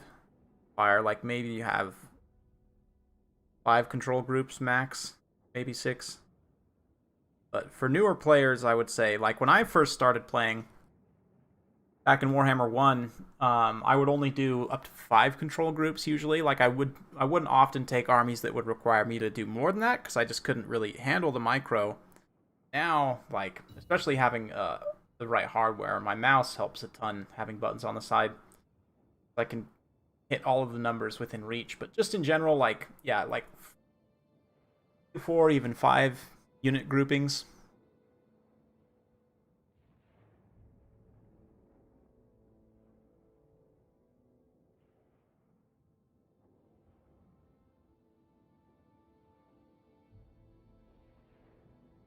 Yeah, sorry guys, I don't have a scoreboard up today. I guess I could go find it, but I'm feeling a bit lazy. Let's see, do I have it?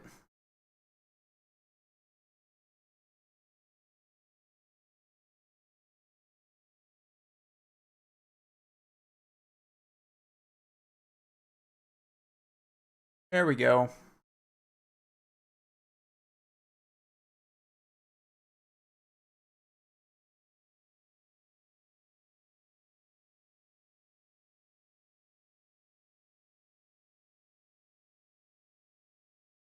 So Hadra should be over here.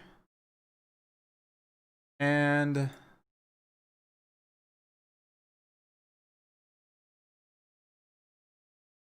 Ice Power should be over here. There we go. Now we got a scoreboard.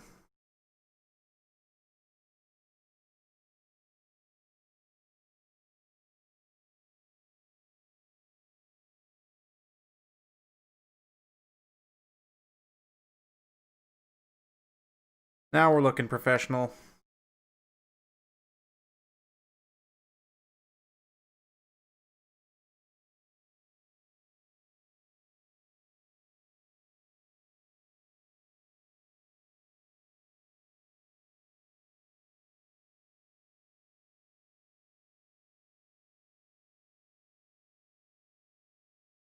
Okay, I don't know where the sound went.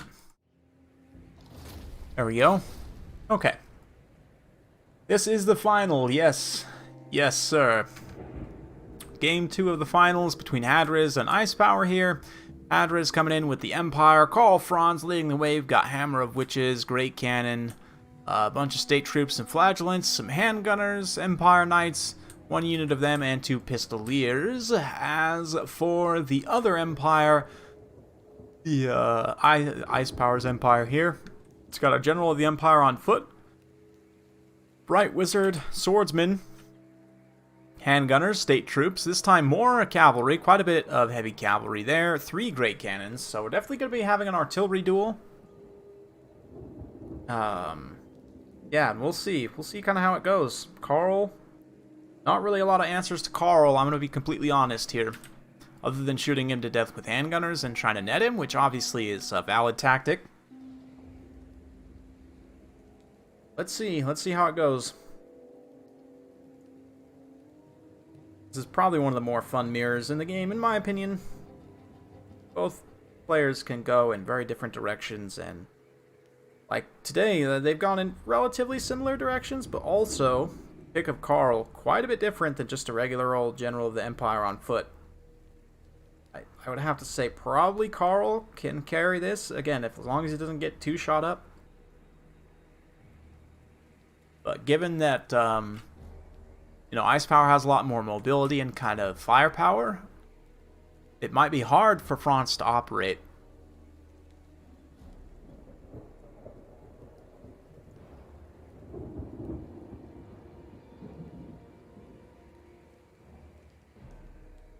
Let's see what they can do here. Hadriz is looking to go up 2-0 on the series.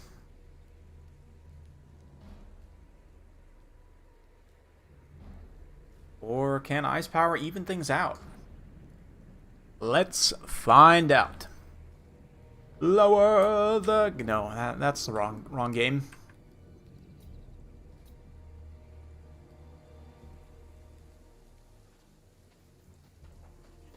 Alright.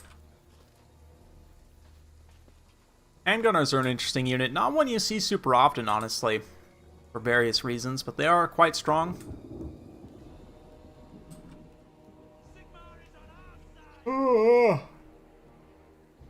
Excuse me, guys. Getting a little tired.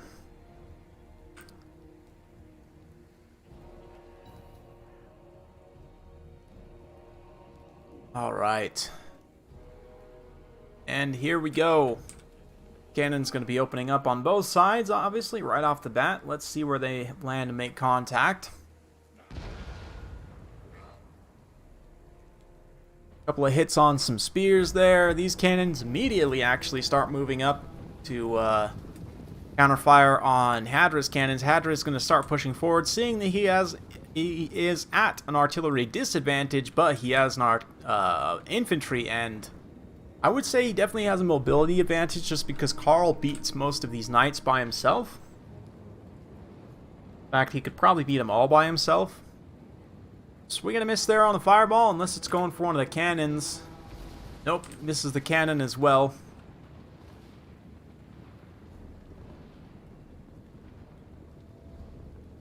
Yep, the best way to learn, that's true. Very true. Pistoliers come for a quick hit and run engagement, and we're already going to be seeing a Manticore summon on Hadriz's side. He is now going to try and throw this Manticore back. There's not a lot of protection. I mean, I guess the Empire Knights, but yeah, we'll see. Handgunners on both sides trading some fire. Got some infantry engagements also. Flagellants getting in on these swordsmen here. Got some Empire Knights over on the side. This unit of Empire Knights for Hadriz got absolutely lit up by cannons at some point, which is great. But right now the cannons looks like they're probably trying to trade with each other. Nice flanking fire from these pistoliers here, but they're also getting roasted by handgunners. These Empire Knights charge in, end up getting a little bit caught up against some spearmen, but nice burning head. Roast through those flagellants, also going to come through and contact. Oh, mostly friendlies. Just barely clips that engagement. Maybe a few friendly models there. Nothing really too intense, but Carl comes down and immediately shows why he is the absolute boss, just wrecking these Empire Knights, terrifying them away very quickly. Now the two cannons switch.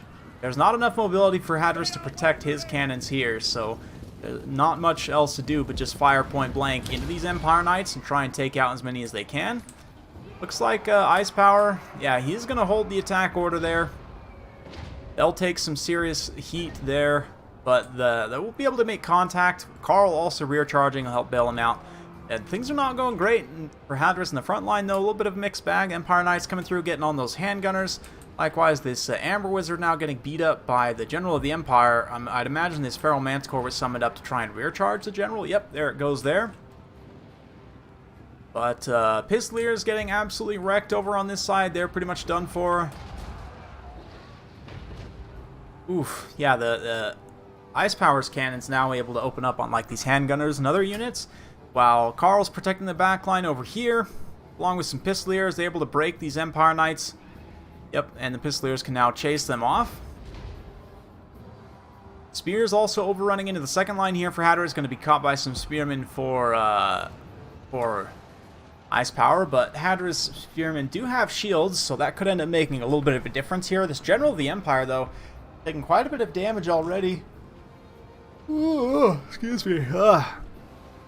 From that Manticore engagement. Another Burning Head going to be used here from the Fire Wizard. But both Manticores having already been summoned is a lot of value. Good roast, though, on those handgunners. Empire Knights, again, trying their best to get rid of the handgunners that are here, but right now it's proving to be a tough task. As Empire Knights return, going to get engaged and shut down this Hammer of Witch's crew. Some spears coming in to try and bail them out. I will see if they'll get there in time. But right now, Hadris looking pretty good position, although it is starting to come back a little bit to Ice Power's side as he rallies more and more of these troops together. Franz can only be in so many places at the same time, right? And so it's going to be tough, but Hadris likewise also gets his Empire Knights up and around here, and returning from route is able to impact the back of this cannon here, shut it down immediately. Both players have spears supporting that engagement as well, but just getting those cannons offline going to be super important for Hadris. You can see as he does that, the balance power starts to come back in his favor. And here comes a nice hammer blow. Carl coming in to finish off this General of the Empire. What is that guy's name? Hans Zindler or something? The secessionist at the beginning of the campaign, when you play Empire campaign. Anyway. Franz taking some serious heat, though, from these handgunners and other units. Ends up getting down a little bit on HP. He does have a regrowth being popped there. It'll put him at perfect vigor, and again, restore a bunch of his HP. Empire Knight still trying to finish off the cannon there, but not quite able to. They get one down. Not the Hammer of Witches. Over here, similar issue. Like, this cannon gets shut down. This one's still online, though, so looking winnable still for Ice Power, but not great, if I'm being honest. Oh, the Fire Wizard getting absolutely tossed here by Carl. You backed the wrong side, son.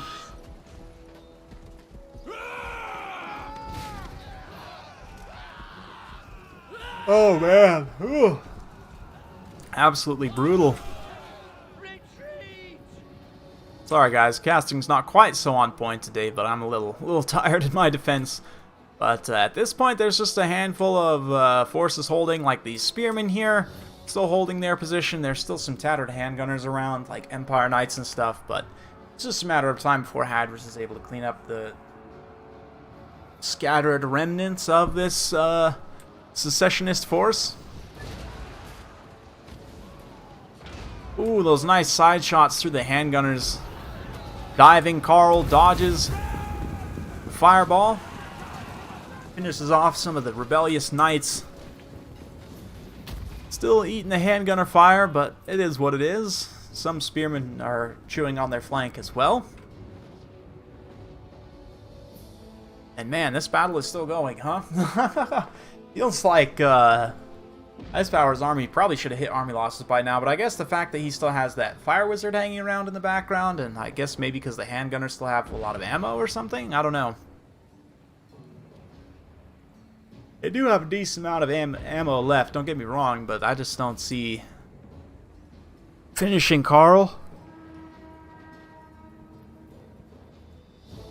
Well, I mean, maybe if Hadris makes a big mistake and leaves him, open to getting hit by those handgunners, but this is exactly right. Just go directly after the handgunners. They're the only thing really keeping this balance of power afloat at this point.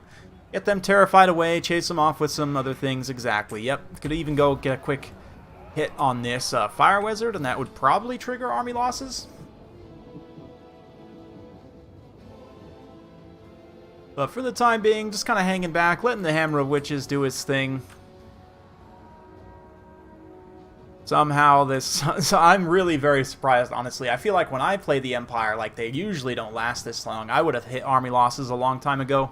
But there it is, finally.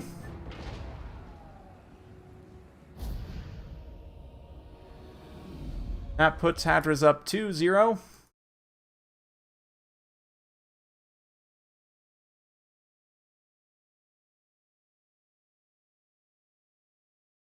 There we go. Yeah. Bit of a long late game there, but it is what it is. Empire Knights were able to get some really nice work done in certain circumstances, but yeah, I'm not sure about relying on the General of the Empire there. He's a little bit of a squishy pick, and I like the idea of just going super cheap as possible actually on your Lord and just going mega wide, but didn't end up working out quite as he had planned there. Yeah, glad to see the Empire win, right? Okay, so for this next one, let's go for Troll Country. Nice small map. Most of the maps we've had today have been pretty large, so let's just do, yeah, a small map this time. Get things going.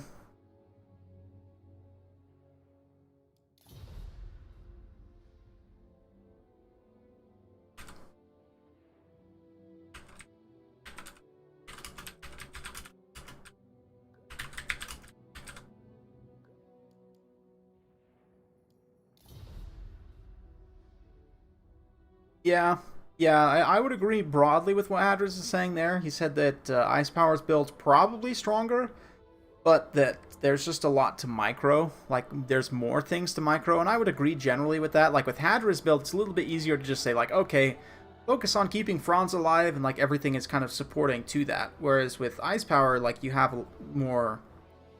Your killing power is spread more across your army, so you have to be more aware of that and kind of getting the right engagements at the right time. I don't know, maybe also I would have traded out those, like, 2 of the Empire Knights, 2 of the ranked up Empire Knights for a Demi. Hard to say. Maybe Demis are actually not good in this matchup. Though they do seem like they would be a cannon magnet, but maybe just having one for a reserve unit would be nice. I don't know.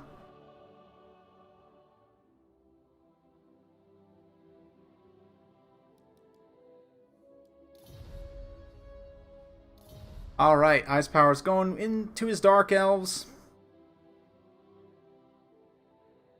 Let's see, will we get a Dark Elf mirror? That's the question. That is the question. Dark Elf mirrors can be a lot of fun. It's an interesting one, kind of like the Empire. You get some well-balanced builds. You can also get some degenerate blobs, but that's neither here nor there.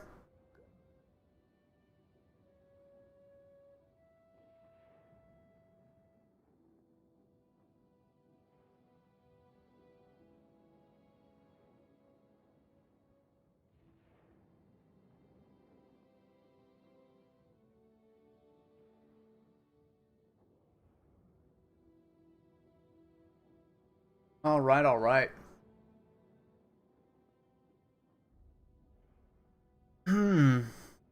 Yeah, Reichsguard are an interesting one in that matchup. The Empire Mirror, because they actually do trade pretty good with basically all Empire infantry. And they trade well with Empire Knights. Like, they'll trade decently even, I think, into Demis if you get, like, good side at rear charge, but I don't know.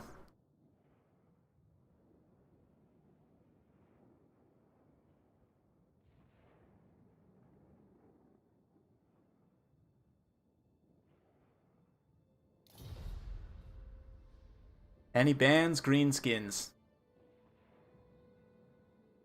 Just kidding, he bans Norska.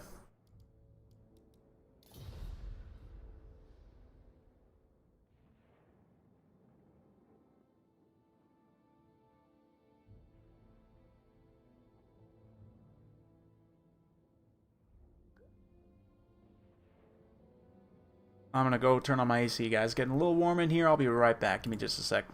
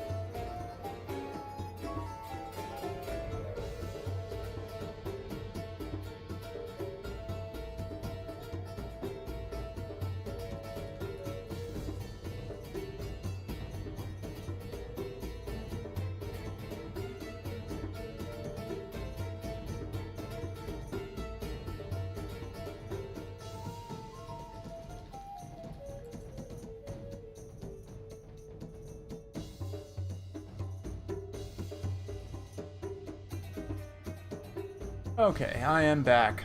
I am returned. So, thanks everyone for joining today, by the way. I know it's kind of a short notice tournament, so hopefully you all enjoyed, but yeah. See, this could potentially be the last game right here if Hadris wins this one. And Norska versus Dark Elves, definitely an interesting matchup. Go kind of either way.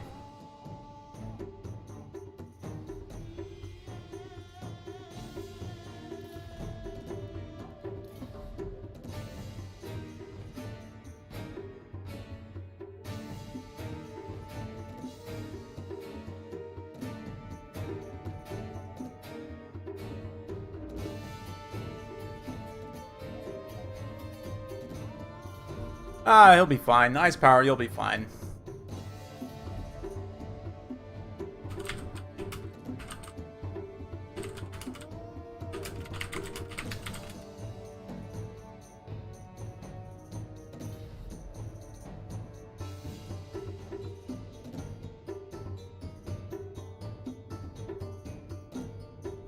Alright, alright.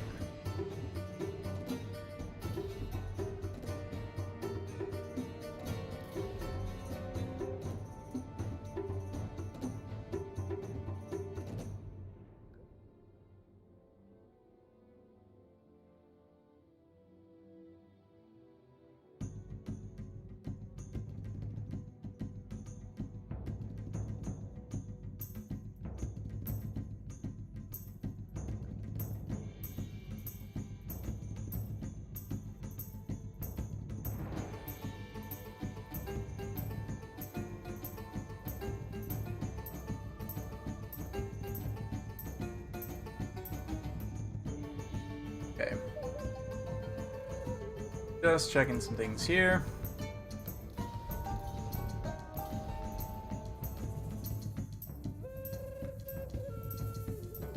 Let's see. This is an interesting matchup now. Stone Trolls are just so good in so many matchups. This was already a matchup that was potentially a little bit tough for Dark Elves before. But let's see how this goes. I'm curious. The leadership thing is something that you can play off of. Maybe we might see like a Doom and Darkness build or something. Try and route Stone Trolls. Or to route like Spiders, because honestly Spiders don't have the greatest leadership in the world. With Doom and Darkness and maybe like Discourage from the Canine Assassin, you might be able to route them pretty quickly actually. I haven't tried that combo, but in theory that's 16 plus 16, it's minus 30. I think those trolls only have like 40-50 leadership, so At that point, you could stack like some flank attack and missile attack debuffs, and you could probably route them like instantly. But I actually haven't tried that. Have not tried.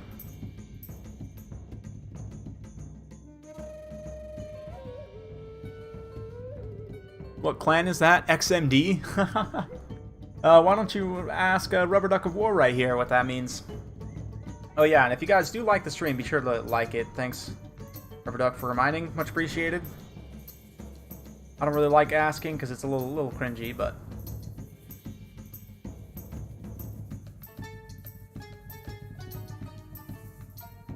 Actually, when I did that War Dancers video the other day, when I asked people up front, like before the replay even started, to like the video, I got a ton of extra likes on that, so I think I'm going to start making that, maybe not necessarily standard practice, like maybe not every video, but probably most videos I'm going to start with the, hey, if you're enjoying this series, remember to toss it a like, just something quick, because it seemed like that I got a lot more engagement on that War Dancer video than I do on average. Like if you look, that one has like 400 plus likes, I think. I usually get around 200. So, yeah, much appreciated. I always forget to remind people, but it does help. It does help the YouTube analytics. I much appreciate it.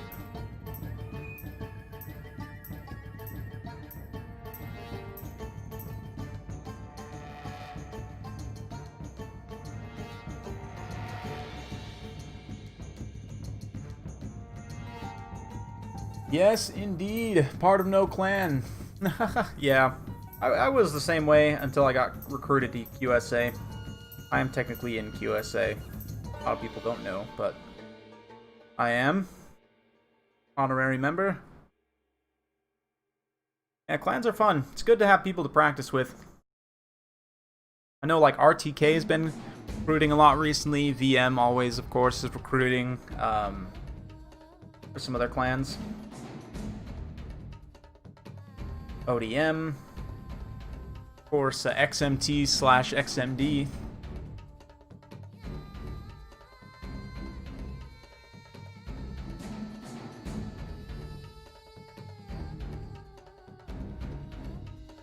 Anyway, looks like these guys are just about ready, so... Extreme Meme Ducks. Yes. Yeah, it's kind of like... there's two separate sub-clans, XMT and DBD. But then you also have... the combined might, the coalition of XMD. Yep. Yeah.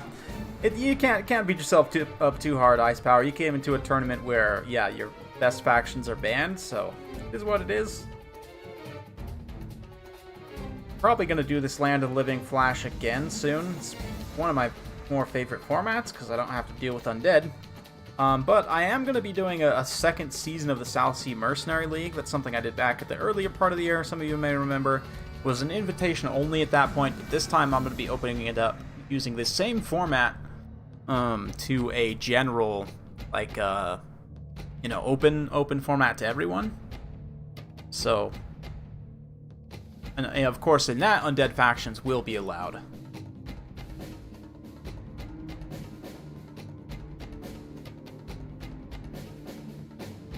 Let's look at the builds here. We'll start off with the Green Tide, and I can't cut this track. This track's too much of a banger, so we're gonna let it play out. Starting on the end there, we do have some Stone Trolls, Spider Rider Archers, we've got Rusty Airs, Grimgore, oh, Wild Grimgore pick, nice. River Troll Hag, a Black Orc Bob, 8 Peak Loons, Warlord's Boys, so double Arwar Gobbo up front. And for the Dark Elves, 2 Blackguards, a Witch Elf, Dark Riders with shields, we've got Dread Spears, Chilly Boy. Kind of like the build that he brought against Bretonnia, honestly. Very similar. In fact, it might even be the same build. We'll see how it does. The Corsairs are an interesting pick. They'll cut through a lot of Greenskins infantry just fine. But, oh, of course, I almost forgot. We got a Boar Chariot.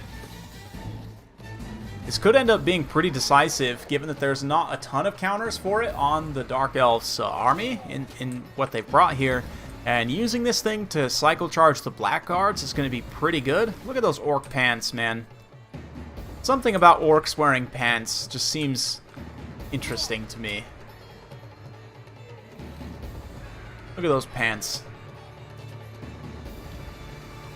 I guess the normal orcs wear pants, right? Like, there's some biggins here. We can look at them. The savage biggins definitely do not wear pants. They are not in the pants club. I guess there's no regular biggins for us to look at. Grimgor is wearing, like, male pants, which seems more appropriate. But, yeah. Piggy power. Oh, yeah. Oh, yeah. The dreaded boar chariots. Love these things.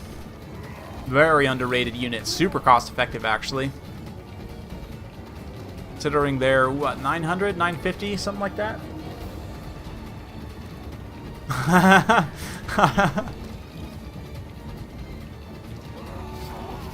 Oh, yeah.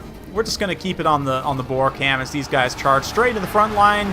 Dark Rider is countercharging them immediately. We also have a Frost Breath from the Chili Boy going up, cutting through the center of those Savage Orc Biggins. Actually does quite a bit of damage. Does some good HP damage, too, even to the Stone Trolls.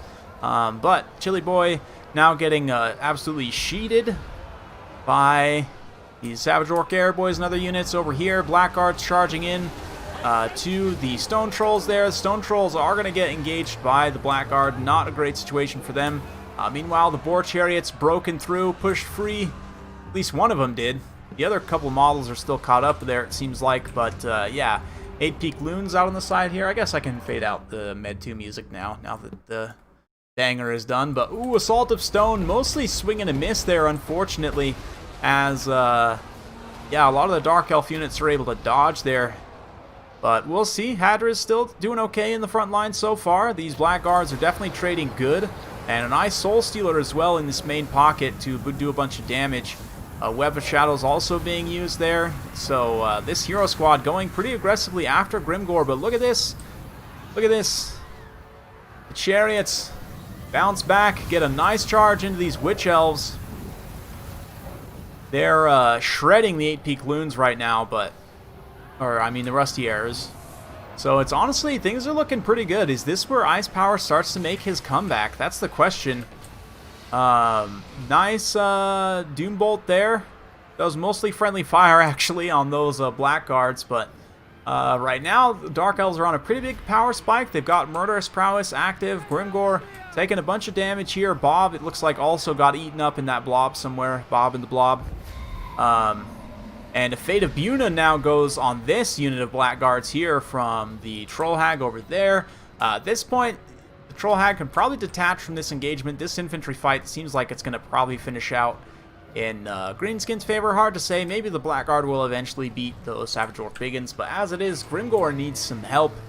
He needs some big-time help. He is getting just absolutely creamed right now by this hero squad. Unfortunately, the Chariots can only do so much, and actually the Blackguard end up not really being in the issue. It ends up being much more so the hero squad here, but oh yeah, there we go. Troll Hag bullying Marathi a little bit there. The Biggins likewise, and the 8-peak Loons, Warlords Boys are all still relatively healthy, can all fight into this late game here, even if Grimgor will not. So, Orc Air Boys, Savage Orc Air Boys providing their shots. Shooting into the Chili Boy there. Unfortunately, the Orc Boar Chariot does get shattered. 45 kills, just about got an XP chevron, given the short time it's online. That's pretty impressive, all things considered. But yeah, this other unit of Blackguard actually will manage to hold its leadership together. Grimgor comes back from route there. It doesn't have any regeneration, but he should be able to just kind of hang around and wait until a good opportunity presents itself. Stone Trolls also coming back. Here comes the wall also. And as the Master and Marathi engage, it looks like the Savage Orcs get ready and actually countercharge in here, utilizing that charge bonus. I think they might have the highest charge of any ranged unit, but using that 12 charge, massive 12 charge, they get in here. Stone Trolls also actually getting in the back. Another Soul Stealer going to be going down, but will it be enough to save the Chili Boy from routing here? Does look like the Chili Boy is going to get routed. Unfortunately, Grimgor then gets triple teamed Oh, Chili Boy goes down, and that's the second time today we've seen the Chili Boy get wrecked like that. But with Grimgor also getting wrecked like that, I don't see this being able to be won for the Greenskins. Yeah, Dark Elf Hero Blobs are very effective, it's true. And Hadra's going to throw in the towel there. But looks like we'll be moving to at least a game 4. As Ice Power gets on the board there with his Dark Elves.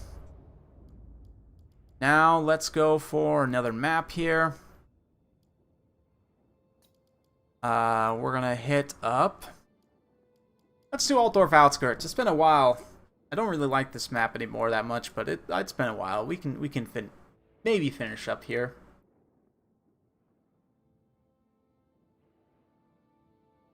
Ugh.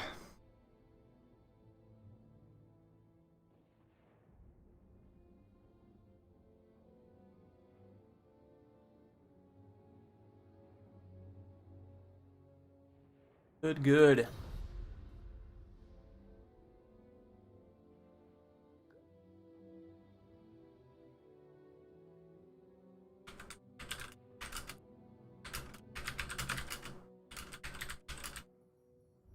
I can type, I promise. Single bands.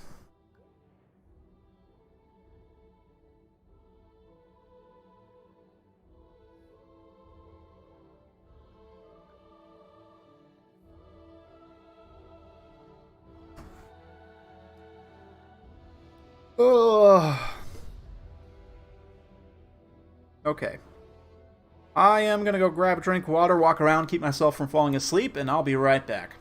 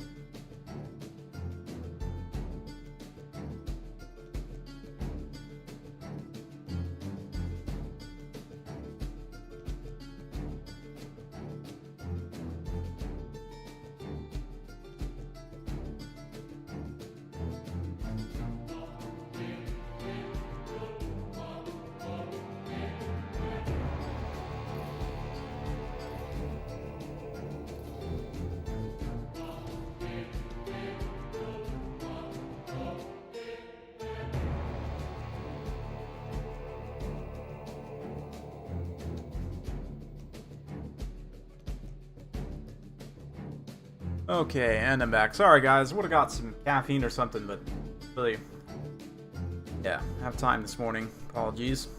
A little under weather. Not necessarily sick or anything, just sleep schedule's kind of messed up, so I've only slept like 3-4 hours last night, so I'm really tired, so apologies about that, but we're gonna try and keep it moving here. We're almost finished, so I'll power through until the end as best I can. So apologies if the casting is a little bit sloppy, as it has been pretty much the whole time. Yeah, it is what it is. I had already committed to do this tournament, so I couldn't really back out at that point. Probably should have ended up scheduling it for later in the day, but hey, it is what it is. Whatever. We're here, so.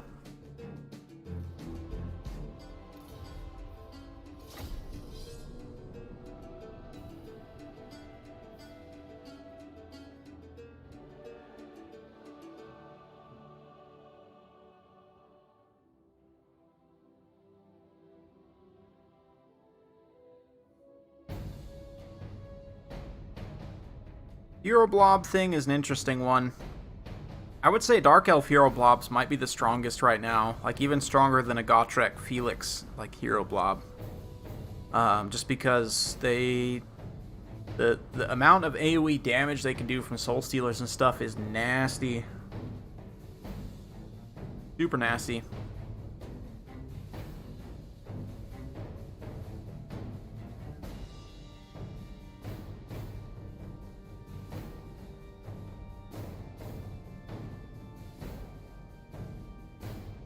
Against the Greenskins, yeah, I mean, that Hero Blob, basically what you have to do as the Greenskins is try and separate them out.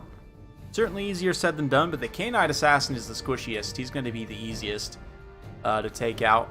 And then next up, you want to go for the Master. Like, you basically want to do Marathi last. Just because she can heal, and she's probably got the highest defense too, I think. Not as much armor as the Master, but the physical resistance and other things, like, you gotta get rid of the Master first to get rid of the Guardian. So, yeah, in that order, I would say probably you want to go K-Knight Assassin, then Master, then Marathi, maybe even the Master before the K-Knight. But if they've already used Web of Shadows, then maybe you don't need to prioritize the K-Knight Assassin as much. But considering he has the Assassin's Trophy, I might say, just kind of regardless, you want to try and take him out first.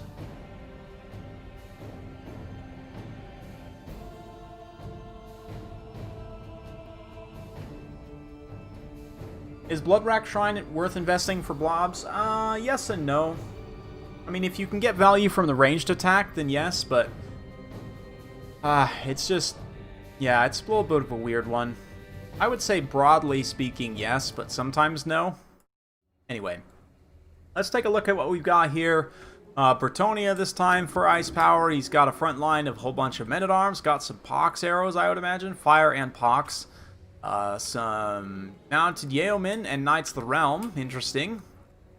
And it looks like, yeah, Fey, Paladin for the Foul Skaven's side. Got the Wheels of Doom here. Deathmaster Snitch plus an Assassin. Hell Pit. Plague Priest, Council Guard. Some more Clan Rats. And a whole bunch of chaff, as you would expect. So pretty straightforward. Some Grinders also to help catch up heavy cavalry. The Mortars in particular are going to be very, very strong in this matchup. They just do absolute work against cavalry consistently.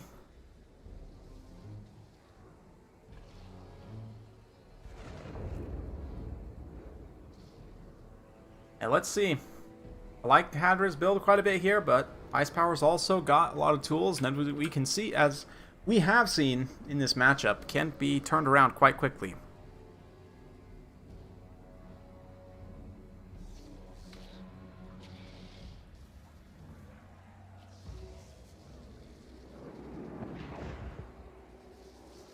Yep, Hadra's definitely very strong with the Skaven. I would say one of his strongest factions. As someone who watches him play them relatively frequently. See what they can do here.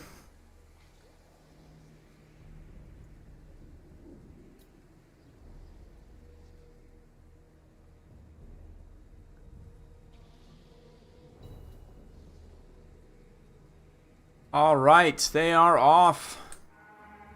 And the mortar's not quite in range yet, so the Skaven will need to move up a little bit to try and get it in range. There's a lot of stuff here too, just a lot of bodies for Bretonnia, and there's not that much cav, like it's really just a couple of Knights of the Realm here. That being said, the shooting of the Warders is just going to be good against everything, right? Like all the units you can shoot at are good basically, but like especially like these Holy Wardens, again the cav units. I guess he does have the Knights of the Realm over here, but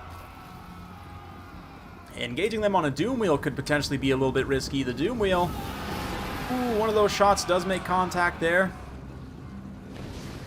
And here comes the mortar shots. You can see also the Hell Pit coming over. Oh man, none of those mortar shots actually hit on that volley.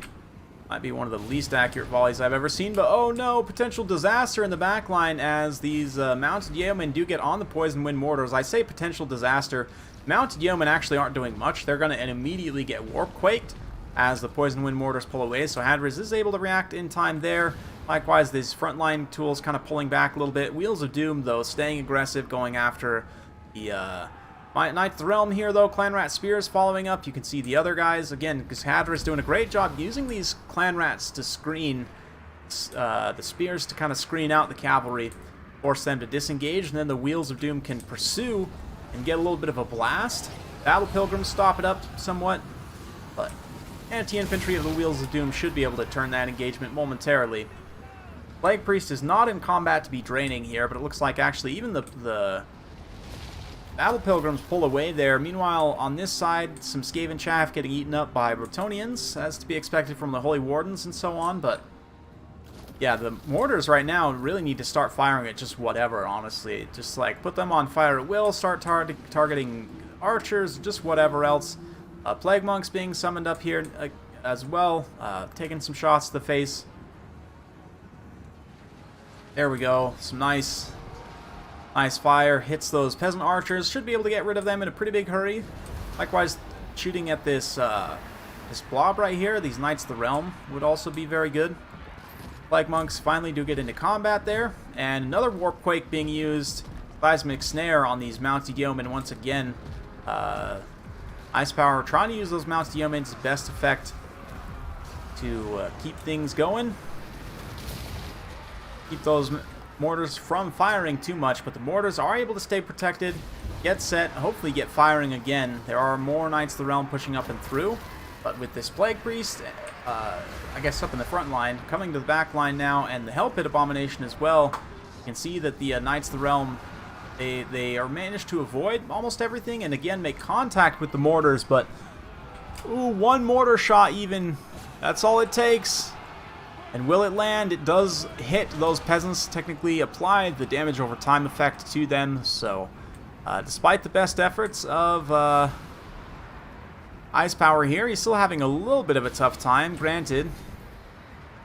Hadriz not having any Rat Ogres definitely feels that at this point. Ooh, not having the mass stop up this Bretonnian cavalry.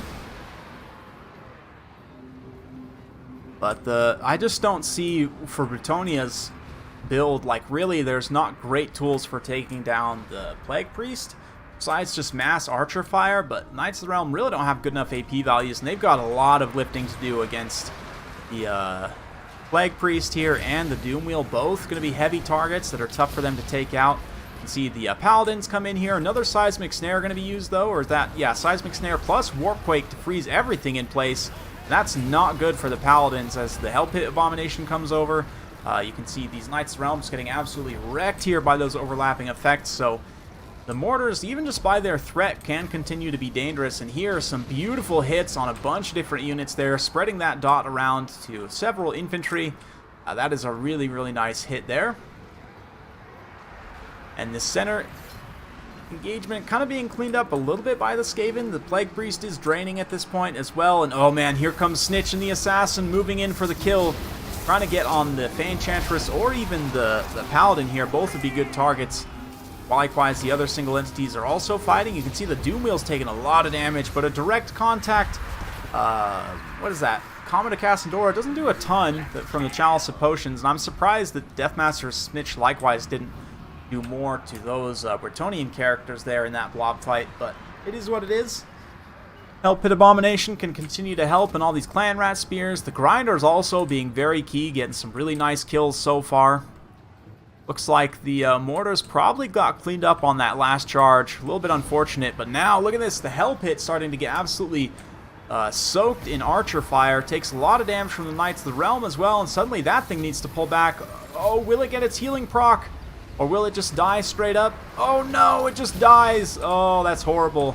Almost too horrible. But the Warp Grinder's still fighting here. This Plague Priest, of course, still can continue to summon rats into the end of days. And the drain effect will be a big problem. Likewise, the Snitch and the Assassin, if they could take out, start to work on these Bretonnian characters, I'm very surprised at how well these Bretonnian characters have been able to stay alive. I don't know, maybe Snitch is just getting knocked around a ton, but there, finally, as I would expect, the Bretonnian Paladin gets devoured, and the Terror of the Doom Wheel starting to kick in. Knights of the Realm having a hard time staying together, but Warp Grinders are routed at this point. They can be chased off. Council Guards fighting. They're also going to be tough nut to crack for Bretonnia. Don't have a lot of great tools there either. Plague Priest going to be eating a charge, it looks like, a little bit. Doesn't really, like, the AP values of Knights of the Realm are a little bit too low to get consistent damage there. But, we'll see. Deathmaster Snitch also taking some pretty significant damage at this point. But, oh man, here he comes. Oh, the Deathmaster Sigil now pops on the Fanchantress. She's doing some good damage. The Assassin, she does magic damage, will bypass the physical resistance, of course, but with the Assassin's Trophy, she's down to 0. She upgrades an Earthblood to cast it on herself, tries to run away there. But her and the Paladin both approaching their healing cap. Snitch has been very dedicated into trying to take them out. His Plague Priest also continuing to drain and summon up more Clan Rats. Nice little Plague Burst there, ripping through the side of the Holy Wardens. Oh man, Comet's going to be dropped here. Oh, not sure what happened. Did the Lord get killed all of a sudden and I didn't notice? Hadris admits defeat there? I'm not really sure. What just happened?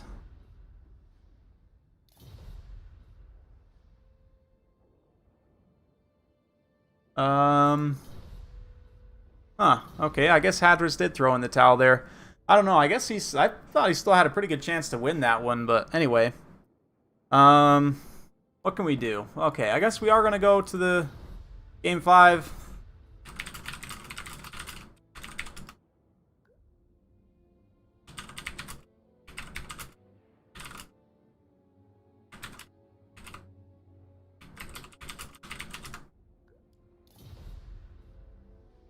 Yeah, I don't know. I have no idea. He definitely still had a very good chance of winning that. I guess GG, yeah, I guess he threw in the towel, didn't think he could win, but seems kind of strange to me. I definitely think he still had a very good chance of winning that. See if the Deathmaster was able to assassinate what's it called? The Fae, I think it would have been fine, but yeah, I thought he had it for sure.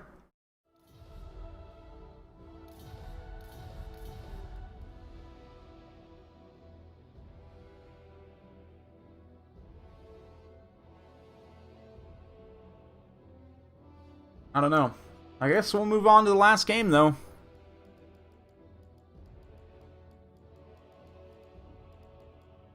Let's see here. We'll move to Eschen as the final map. Or, you know what, actually, let's go with Stallion 2. That's another relatively small one. I want to make this pretty quick.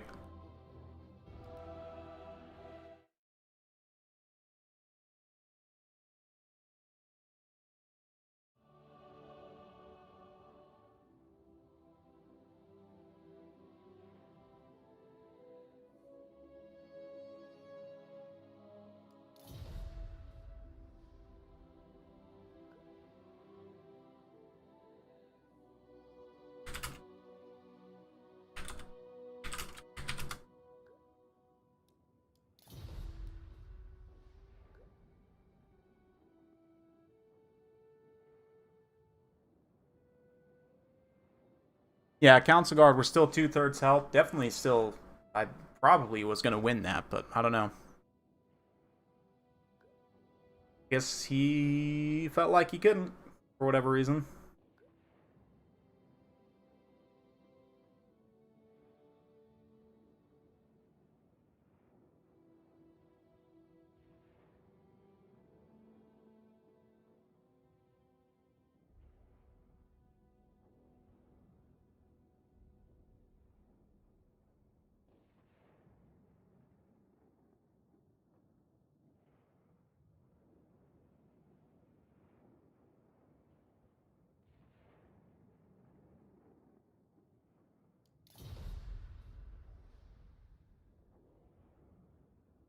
Okay, so is Hadris done then? Do you concede?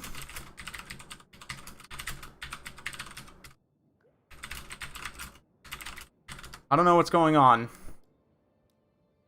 Like, I don't know if he wants to pick and continue playing then, or what exactly is happening, but... Yeah, I don't know why Hadris is being so hard on himself.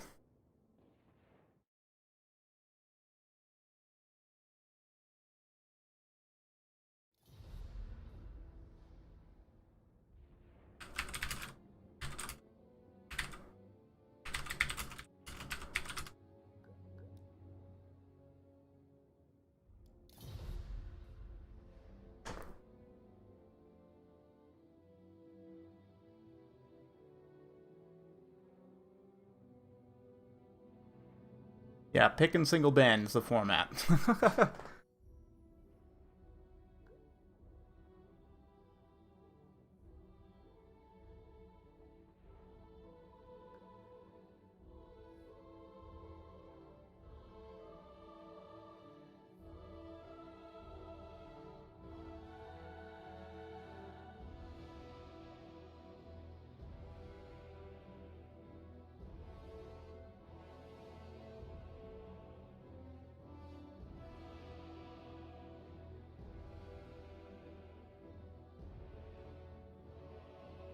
Okay, well, sorry I had to end like this, guys. Kind of a sour note to end on, but either way, we get one more match, hopefully. And hopefully it's a good match.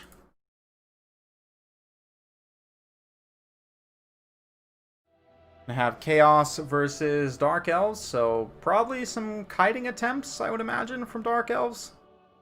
That's kind of the way to play this matchup, and likewise from Ice Power side, like you just kind of have to...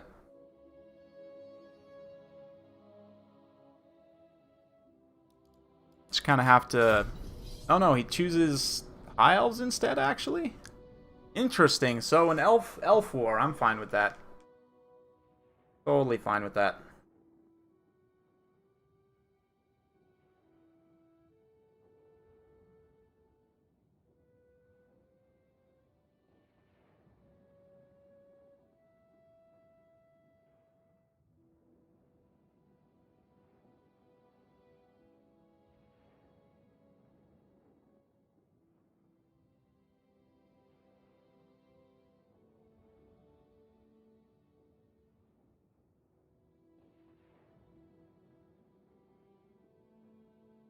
Elves versus elves. So here, basically, it's, yeah, Alariel, and can you kill Alariel? It's pretty much like what this matchup revolves around for most factions.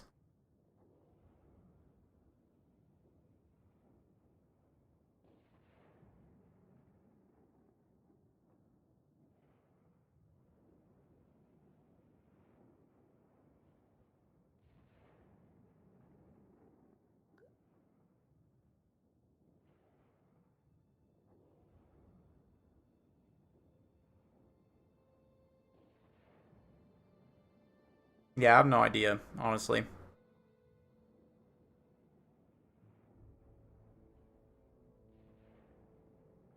But at least we get one more game out of it. Hopefully it's a good one.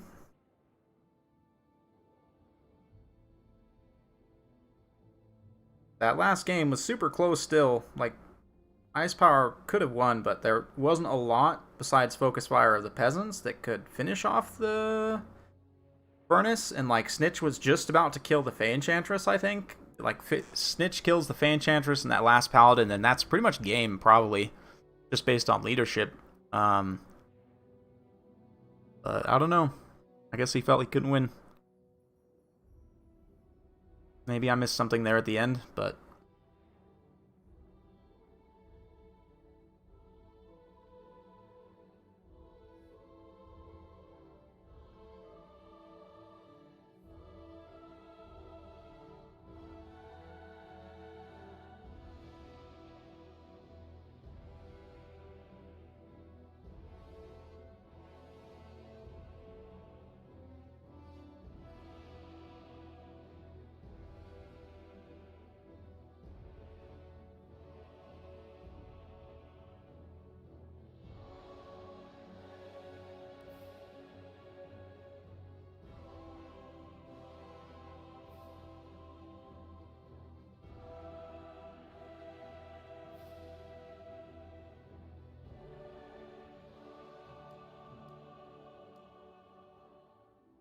Alright. I'm awake still, I promise. Barely. I was kind of hoping this would be a 3-0 series, but it's turned into a full 5-game series, which is great. It's great. Amazing. Good games. May the best elf win. You know, just saying those words best and elf in the same sentence, like right next to each other there, just seems wrong somehow. I don't know. Elves are not good. Definitely not good.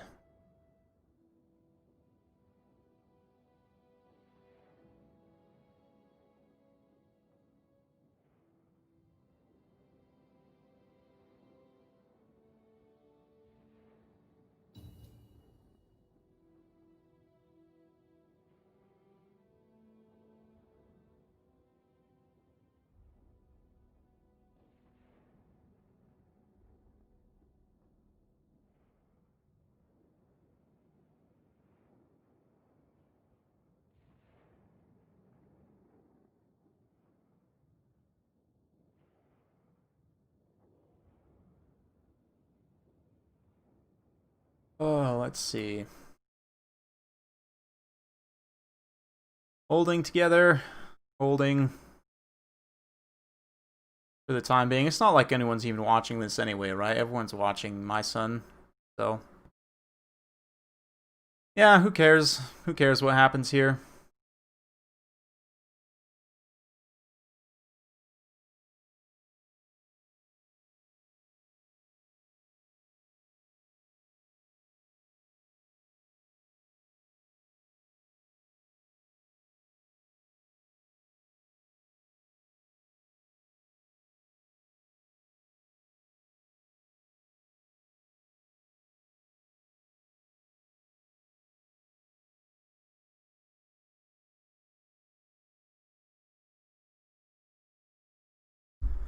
Okay, I'm still here also.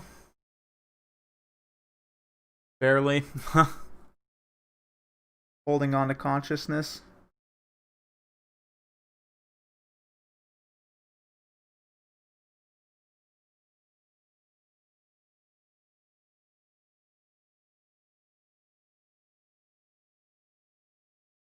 Alright, we're getting loaded in. Good, good, good. See what we got here.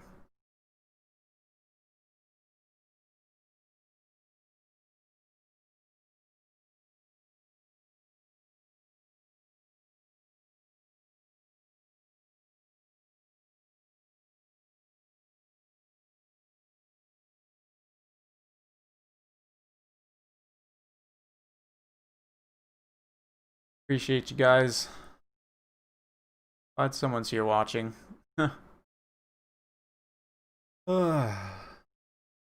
Yeah, I need to get some sleep. This is one of the reasons I don't stream more often, and I haven't before, even with my work. I mean, besides work, like, I was just, yeah, sleep's weird for me. So, anyway, let's have a look at what we've got here. Starting with the High Elves. Alariel, of course. Would it ever be anyone else? No. Yeah, actually, it's an Archmage Lord of Death, so I'm wrong. We got Bolt Thrower here, some Spearmen, Rangers, Silverin Guard, Illyrian Reavers, and some Reaver Archers. So basically a full stack.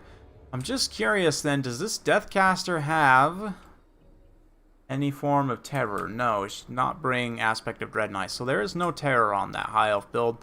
Then for Dark Elves, got a Supreme Sorcerer, Slower of Shadow on horseback. A couple of Cold One Knights, some Hargoneth Executioners. 3 Executioners up front, very interesting. Cold One Knights, he's got a couple of Corsairs, some Bleak Swords, and Death Hack. There's, like, no anti-large in this build besides the Cold One Knights. Shadow's got Enfeebling Foe, Penumbral Pendulum. I guess he does have the K-Knight Assassin as well. Web of Shadows is there, yep, so to be expected. And the Death Hag just being here, I guess? She does have Chillblade and Poison, so there's that. Interesting build, though. I don't know. Strange one. I guess the Executioners will mop up, like, infinite levels of High Elf Infantry, like Silverin Guard specifically. They'll counter very well. There are some Silverin Guard here. As long as they can avoid getting charged in the face too hard by these Illyrian Reavers, which I guess Reavers really won't do so much damage, so maybe actually the Executioners are going to be a really strong pick here. I mean, besides like Fate of Buna, I don't see... Ice Power doesn't have that much anti-armored infantry, which is something you wouldn't necessarily think to bring always against Dark Elves, but from a build standpoint, this might seem very odd at first, but I actually really like this. 4 Executioners, man. I don't know, or 3 Executioners, 3 Corsairs, 2 Corsairs even, 2 Sad Swords. I'm not sure. 1 Dark Shards with shields. This is an interesting build. I've not seen a build like this in quite a while. But let's see here. Canine Assassin also deals poison damage. Sitting here looking very emo with his little face mask. He's ready to go to the grocery store. Gonna be popping his crossbow immediately. Takes out a couple of unit models there. Eats a bunch of fire to the face from the Illyrian Reavers. But he'll be able to out-skirmish them. He's got missile resistance. He's a relatively small target. Gets a few more models chunked off right there with his little multi-shot. So... yeah, Deathcaster comes forward. He's going to probably drop a Fate of Buna, or a Spirit Leech even, right away on the Cold One Knights. Pretty good get there. Try and chip away some of those unit models. Fate of Buna also, as soon as you can, on those Hargoneth. One of the units of Hargoneth Executioner is going to be quite good. Likewise, Illyrian Reavers pushing up and around the flank right there. Nice Penumbral Pendulum hits those Sylvan Guards. Wow! Considering Sylvan Guard have quote-unquote magic resistance, I'm pretty surprised how much damage that did. I didn't see whether that was overcast or not. I guess we can look at the casters here and see a little bit of overcast, or miscast damage even. But, oh, Arzapal's Black Horror is going to be dodged there. Thankfully, the Archmage did take some damage, but the Supreme Sorceress now pushing up along with the Bleak Swords. But, oh man... These Executioners just going to absolutely lawnmower through these Rangers. The Reavers come in for a quick supporting charge, but you see the Cold One Knights immediately... I thought they were going for a rear charge maybe there, but just pulling away instead. But yeah, the Reavers honestly don't do all that much on the charge there. There's a Fate of Buna on those Executioners, and that will deal a significant amount of damage. But yeah, Executioners on the rest of the battlefield just pushing through very aggressively. Sad Swords also kind of formed up in a little bit of a box right here. They're ready to fight, I guess. These spears are going to be catching these Cold One Knights, which is a nice situation for the High Elves. Web of Shadows being used over here. Breaks up the Rangers there. Reavers get in the back. Do shut down those Dark Shards, but a little bit of give and take. Ooh, this is risky. This Death Mage needs to be careful. I mean, she does have 62 charge, which is pretty good, but the Death Hag, likewise, 70 attack with poison. Has a lot of weapon strength, too. And there's the Murderous Prowess now kicking off at a very good time. Another Penumbral Pendulum there, hitting these 2 spear units. And the Executioners have actually taken a decent amount of damage, all things considered, from, you know, bow fire and different kind of supporting elements. So actually, things haven't been as bad as they could have been for... Ice Power here has been able to deal with those Executioners reasonably well, and I think honestly the Bolt Throwers rather must have been throwing at them for some time, but yeah, looking pretty good. Murderous Prowess, still about half its duration left potentially, but man, these Executioners taking a lot more damage than I would have thought. Just getting dragged down here slowly but surely. This is a nice break, though, for Hadri. He's able to get rid of a couple of units of Spearmen here. That's going to free up his Lord and the Canine Assassin and, like, these Cold One Knights as well. There's, like, a half-health unit of Executioners there also, so I think... I don't know. It's tough to say. Another Spirit Leech, or is that... Yeah, Spirit Leech on those Cold One Knights there, continuing to chew away at their HP. Hadra slightly ahead on the balance of power, though, at this point, as this infantry rush just pushing forward very aggressively without too much to stop it there. The Cold One Knights basically fighting to the last man. Got some tattered kind of rallying elements over towards the side here, and Ice Power also really needs to grab these Reaver Archers and start using them to kind of rear charge, like chase some of these units off, perhaps, but if he doesn't have another Fate of Buna in his pocket to take out this last health unit of Hargoneth Executioners, I think this is probably a GG. for Ice Power and a win for Hadriz in the series, but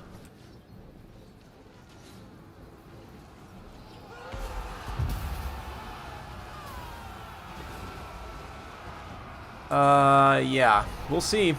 Rangers rushing in here to kind of hold back this big old blob of Dark Elves. The fact that the Executioners just fight until the bitter end really is so important here. A 42 weapon damage overall means that even against the large targets, they are trading reasonably well. Pretty high weapon damage overall for a greatsword unit especially, but yeah, the Reavers here kind of charging in, charging back, cycling in and out a little bit. Same with those Bow Reavers. The infantry rallying together for the High Elves. Just don't see it working out at this point. Nice little charge here from these Reavers. The Archmage gets in here. A little bit of a hit right there. Yeah, unfortunately just not quite enough. And that's, again, not a common pick in this matchup. One you would really think to bring, because Hargoneth Executioners get countered by so many things here. But given that they hard counter Silverin Guard, and Silverin Guard are such a common pick in every High Elf matchup now, and that the High Elves, honestly, like, they tend not to have the best armor-piercing tools in general, right? Like, Black Orcs, other heavy infantry, you tend to see against them. So I actually really like this as kind of a stealth, like, mind game pick. These Executioners are cleaning up shop, just executing very well.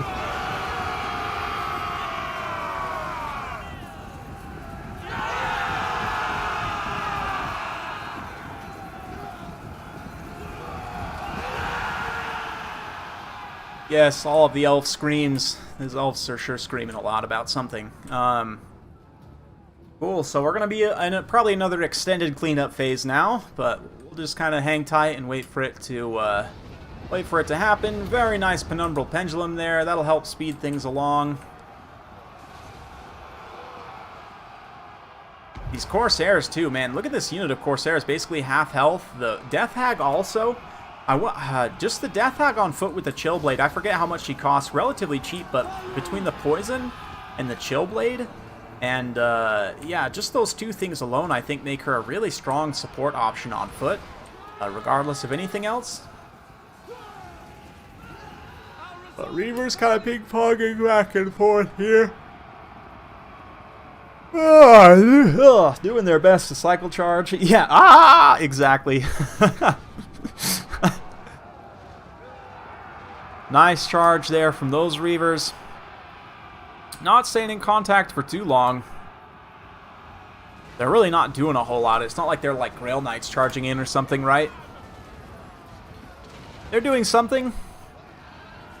Mostly just knocking the unit models over. That's quite helpful.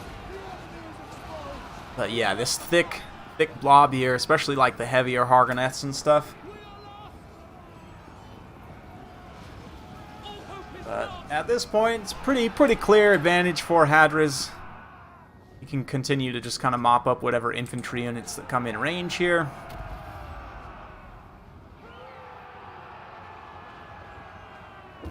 Ooh, that's a risky play. Risky play with the enfeebling foe there. Unfortunately, it doesn't look like the Supreme Sorceress is going to be able to catch. Oh, maybe she will. Oh, there she gets a hit in. Yeah, and that's GG right there. Not being able to get back up in the air is massive. Absolutely massive.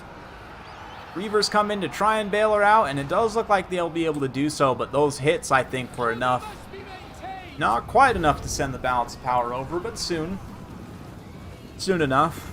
Hopefully. I'm sorry, guys. I really just like almost desperate to get to bed at this point, so I'm really sorry about that. Not the kind of quality that you guys come to expect, so my apologies, but it is what it is, you know.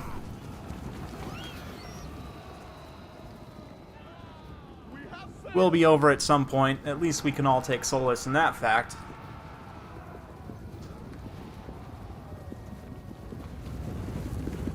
And there it is, army losses. So then Hadriz takes the series. He also takes the prize for the most chariot wins and everything. So yeah, that's the series. That's the tournament. Thanks everyone for joining. Big thanks to everyone who participated today.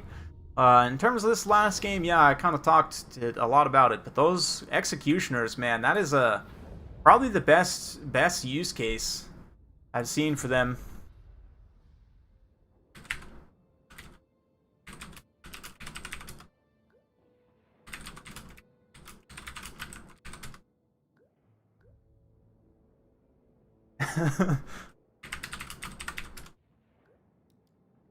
Yeah, kind of knowing, like if you use a little bit of knowledge too, like if you've seen Ice Power play a bunch, Ice Power, from what I've seen, tends to take like the really wide kind of balanced armies without going too heavy into the monsters. So the Executioner pick,